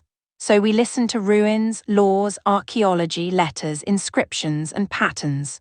We try to hear what was not fully recorded. A broken cooking pot may tell us more about ordinary life than a speech by an emperor. A buried coin hoard may speak of fear. A repaired wall may speak of insecurity. A deserted villa may speak of economic change. A crowded cemetery may speak of disease. A reused column may speak of practical adaptation. The material world preserves the history of those who did not write. This is another reason Rome's fall must be told slowly. Its evidence is scattered, and its human meaning lies in the spaces between great events. The sack of Rome matters. The deposition of Romulus Augustulus matters. The loss of North Africa matters. But so does the shrinking city, the abandoned villa, the fortified hilltop, the bishop's negotiation, the monastery manuscript, the local law code, the road still walked by people who no longer lived under Roman rule. The fall is a pattern made of many threads, and by now, as our journey nears its end, the pattern is clearer. Rome rose from a city. It became a republic of soldiers and laws. It conquered the Mediterranean. It transformed into an empire. It built roads, cities, aqueducts, walls, and systems of rule. It absorbed peoples and spread citizenship. It survived crises through discipline and adaptation. It became Christian. It divided administratively and politically. Its east endured more strongly. Its west grew weaker under military, fiscal, political, and frontier pressures. Barbarian groups entered not only as invaders but as refugees, soldiers, allies, and future rulers. The Western throne became hollow. The last Western emperor disappeared. New kingdoms inherited Roman lands. The church carried continuity. The memory of Rome became one of the most powerful forces in the medieval and modern world. That is the arc, but arcs are for historians. For the people inside them, life was not an arc, it was a day. A mother lighting a lamp, a soldier standing at a gate, a bishop writing a letter, a farmer watching clouds, a king receiving Roman officials, a monk scraping parchment, a child playing near a broken statue, a merchant deciding whether the road was safe, a family hearing that the old emperor was gone and wondering whether it changed tomorrow. History is made of such days. The fall of Rome was made of them too, and perhaps that is the final tenderness of the story. The empire that seemed so vast was ultimately lived in small moments. Its fall was not only a map-changing color, it was a human world adjusting to loss, danger, memory, and new possibility. Rome became ruins, but people kept living among them. Rome became memory, but memory became material for new worlds. Rome became a warning, but also an inheritance. And now, when we think of Rome's fall, we should imagine not only the last emperor, not only the sack, not only the broken columns. We should imagine a family walking along an old road in the early evening. The stones beneath their feet were laid by people long dead. The empire that built them no longer commands the land as before. A new ruler claims authority. A church bell or chant marks the hour. In the distance, the ruins of an old villa stand against the fading sky. The child asks who built the road. The adult answers Rome. The child asks where Rome is. The adult pauses because Rome is both near and far, beneath their feet, inside their language, in the church's prayer, in the broken wall, in the law remembered by elders. In the stories of soldiers and emperors, in the fear that great things can fall, in the hope that something can remain, that is the afterlife of Rome, not one empire, 1,000 inheritances, and as the evening deepens, the road grows darker. The family continues walking, the stones are uneven, grass grows in the cracks. Somewhere far away, Constantinople still shines. Somewhere closer, a local king holds court. Somewhere in a monastery, a scribe copies words from an older world. Somewhere in Rome, the ruins stand beneath the stars. The empire is gone in the west, but its memory walks on, And perhaps that is the strangest part of Rome's fall. The empire that could no longer command the west continued to command imagination. Its soldiers were gone from the old roads. Its western emperors no longer issued orders that could hold Gaul, Spain, Britain, North Africa, and Italy together. Its tax offices changed hands, its cities shrank or transformed, its frontiers broke, moved, or became the borders of new kingdoms. But the idea of Rome did not die, it became quieter, then deeper, then almost impossible to escape. Long after the last Western emperor had been removed, people still measured power against Rome. They measured law against Rome. They measured cities against Rome. They measured their own age against the age that had built the roads, aqueducts, walls, arches, forums, basilicas, and armies that still filled the landscape with memory. Even when later generations misunderstood Rome, they could not ignore it. That is one of the signs of a civilization that has truly shaped history. It remains useful even after it is gone. Rome remained useful as stone.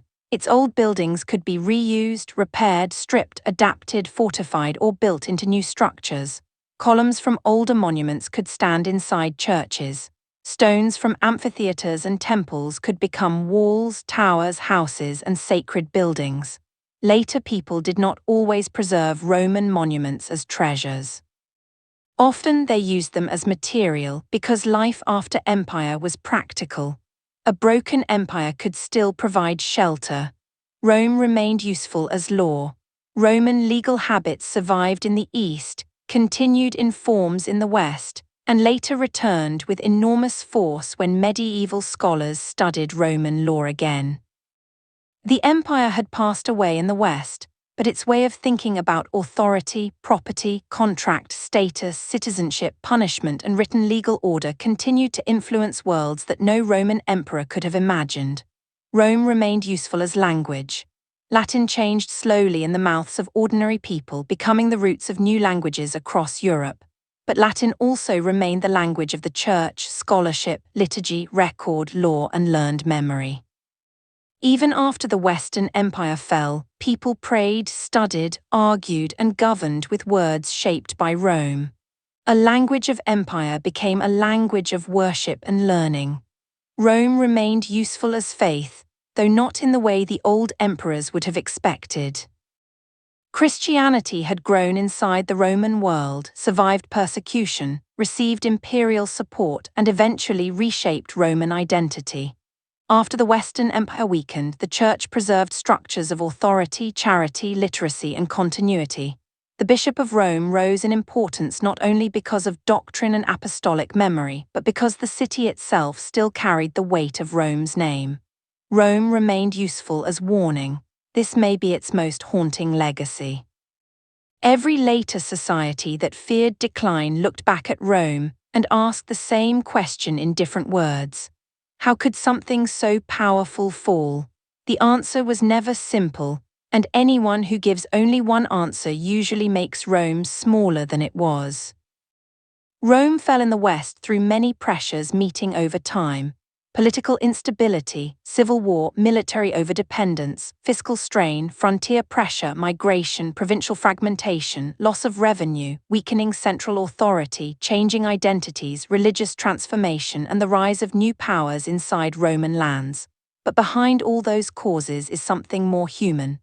Rome fell because no human system can remain unchanged forever. That does not mean every fall is inevitable in the same way. It does not mean choices do not matter. They do. Better leadership, better integration, less civil war, wiser frontier policy, stronger finances, and more stable succession could have changed much. But even wise choices happen inside time, and time changes the conditions around every civilization. What works in one century may become too heavy in another. What begins as strength may become burden. What once united may later strain. What once seemed permanent may become fragile. Rome's fall teaches that power is not the same as renewal.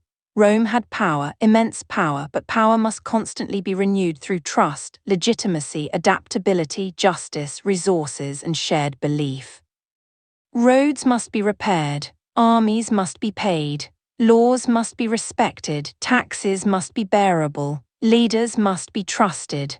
Outsiders must be managed wisely. Local communities must still feel that the larger order protects them.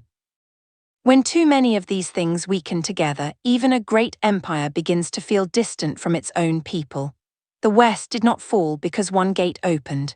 It fell because over time too many bonds loosened. The bond between emperor and army, the bond between taxpayer and state, the bond between city and province, the bond between frontier and center. the bond between Roman identity and practical protection, the bond between old symbols and real authority.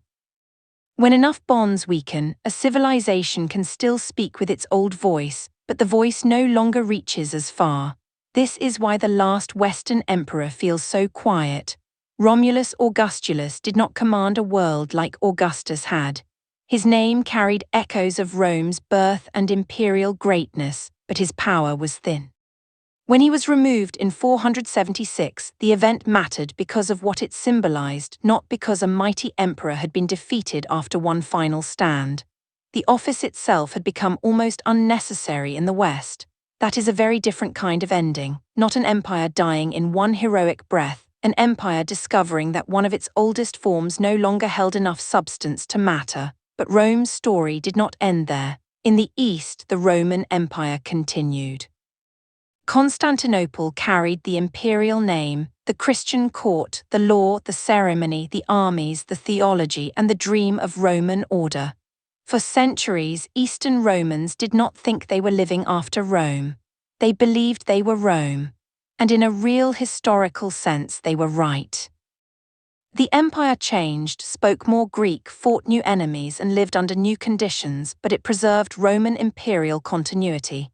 This means that the fall of Rome is not a clean death, it is a division of memory. In the West, Rome became inheritance. In the East, Rome remained empire. In the city of Rome itself, Rome became sacred memory. In later Europe, Rome became dream, warning, and title. In law, Rome became structure. In language, Rome became roots. In architecture, Rome became form. In ruins, Rome became silence. The final image should not be only a burning city. Fire is too quick. Rome's fall was slower than fire. It was more like evening moving across a vast landscape. At first, the light remains strong on the highest towers. The roads still shine. The walls still glow. People continue their work, then shadows collect in the valleys. The far distances grow harder to see. One by one, lamps appear in smaller places. The great sunlight fades, but the world does not vanish. It becomes another world. The Western Empire became evening, and after evening came many small lights, a bishop's candle in a city church, a monastery lamp beside a manuscript, a king's hearth in a timber hall, a farmer's fire near an old Roman road. A lantern carried through a gate that Roman soldiers once guarded, a mosaic glowing in Ravenna, a golden dome in Constantinople, a scholar reading Latin centuries after the empire's western court had disappeared. These lights were not the same as the imperial sun, but they were not darkness. That is the truth your viewer should feel at the end. Rome fell, but history continued. The fall was not simple destruction. It was loss, transformation, inheritance, and memory. It was people living after a world they did not fully understand had ended. It was old stones becoming new walls. It was old laws entering new courts. It was old language becoming prayer. It was old roads carrying new footsteps. And perhaps this is why Rome's fall is so calming to think about late at night. Even though the story contains fear and collapse, it reminds us that even the greatest things pass into time. It reminds us that the noise of power eventually fades. Armies lower their standards, courts empty, roads grow quiet, walls become weathered. Names carved in stone lose the voices that once spoke them. The world continues, but differently. No empire keeps the morning forever. Sooner or later, every empire enters evening. Rome's evening lasted centuries. It had moments of violence, terror, brilliance, recovery, reform, faith, betrayal, and endurance. It was not a straight decline. It was a long human struggle to hold together something too vast, too old, too burdened, and too changed to remain as it had been. And when the West could no longer hold it, Rome did not disappear into nothing. It scattered into the future. That scattering became its second empire, an empire of memory. Walk now in imagination along an old Roman road at dusk. The stones are uneven beneath your feet. Grass grows between them. A milestone leans beside the path, its inscription worn by weather and time. Far away, the outline of a ruined watchtower stands against a fading gold sky. No legion is coming, no imperial courier rides through the dust, No governor waits at the next city with orders sealed in wax. The world that built this road has passed away, but the road remains, and because it remains, the past has not vanished completely. Somewhere beyond the hills, a church bell sounds. Somewhere in a small room, a monk copies Latin words by lamplight. Somewhere in a hall, a king listens to advisors who still use Roman titles. Somewhere in Constantinople, the Roman emperor still sits beneath golden mosaics, ruling a world that believes the empire lives on. Somewhere in Rome, broken columns stand beside living churches, and the city that once ruled by the sword now rules by memory and faith. This is the world after the fall, not empty, not whole, not ancient Rome anymore, not yet the medieval world in full, a threshold, a long passage between what had been and what would come next. And in that passage, ordinary people walked with the remains of empire all around them. They did not always know what they were preserving. They did not always know what they were losing. They simply lived. They planted, prayed, traded, repaired, reused, copied, negotiated, feared, hoped, and remembered. That is how history survives its own endings. The fall of Rome is often told as a tragedy of power. It is also a story of continuity through ordinary hands, the hands that built new walls from old stone, the hands that copied old books, the hands that carried bread through unsafe streets. The hands that closed city gates at night, the hands that lifted children beside ruined monuments and told them, Rome built this. And the child, looking at the stone road or broken arch, might ask the question that still follows us. Where did Rome go? The answer is not simple. Rome went into the ground beneath the road, into the language of prayer, into the laws of kingdoms, into the titles of rulers, into the memory of the church, into the walls of cities, into the ambitions of emperors yet unborn, into the fears of every later civilization that wondered if it too could fall, into the ruins that still stand beneath the sky. Rome went everywhere and nowhere, that is why it remains. Now the final light fades from the road, the old stones cool under the evening air. The ruined tower becomes a dark shape against the horizon. The last birds cross the sky. The fields grow quiet. In the distance, a small settlement gathers around firelight, not knowing that future centuries will call their age the beginning of something new. To them, it is only night, a night after empire, a night before another world, and beneath that night Rome rests, not as it once was, with armies, emperors, governors, taxes, banners, and commands, but as memory, as warning, as inheritance. As a road still visible in the dark. If you wish to keep walking through history, another quiet world will be waiting in the next story. But for now, we leave Rome at the edge of sleep. The Western throne is empty. The soldiers are gone from the road. The city gates are closed. The churches glow softly. The ruins keep their silence. And the empire that once believed it would last forever becomes still enough to dream.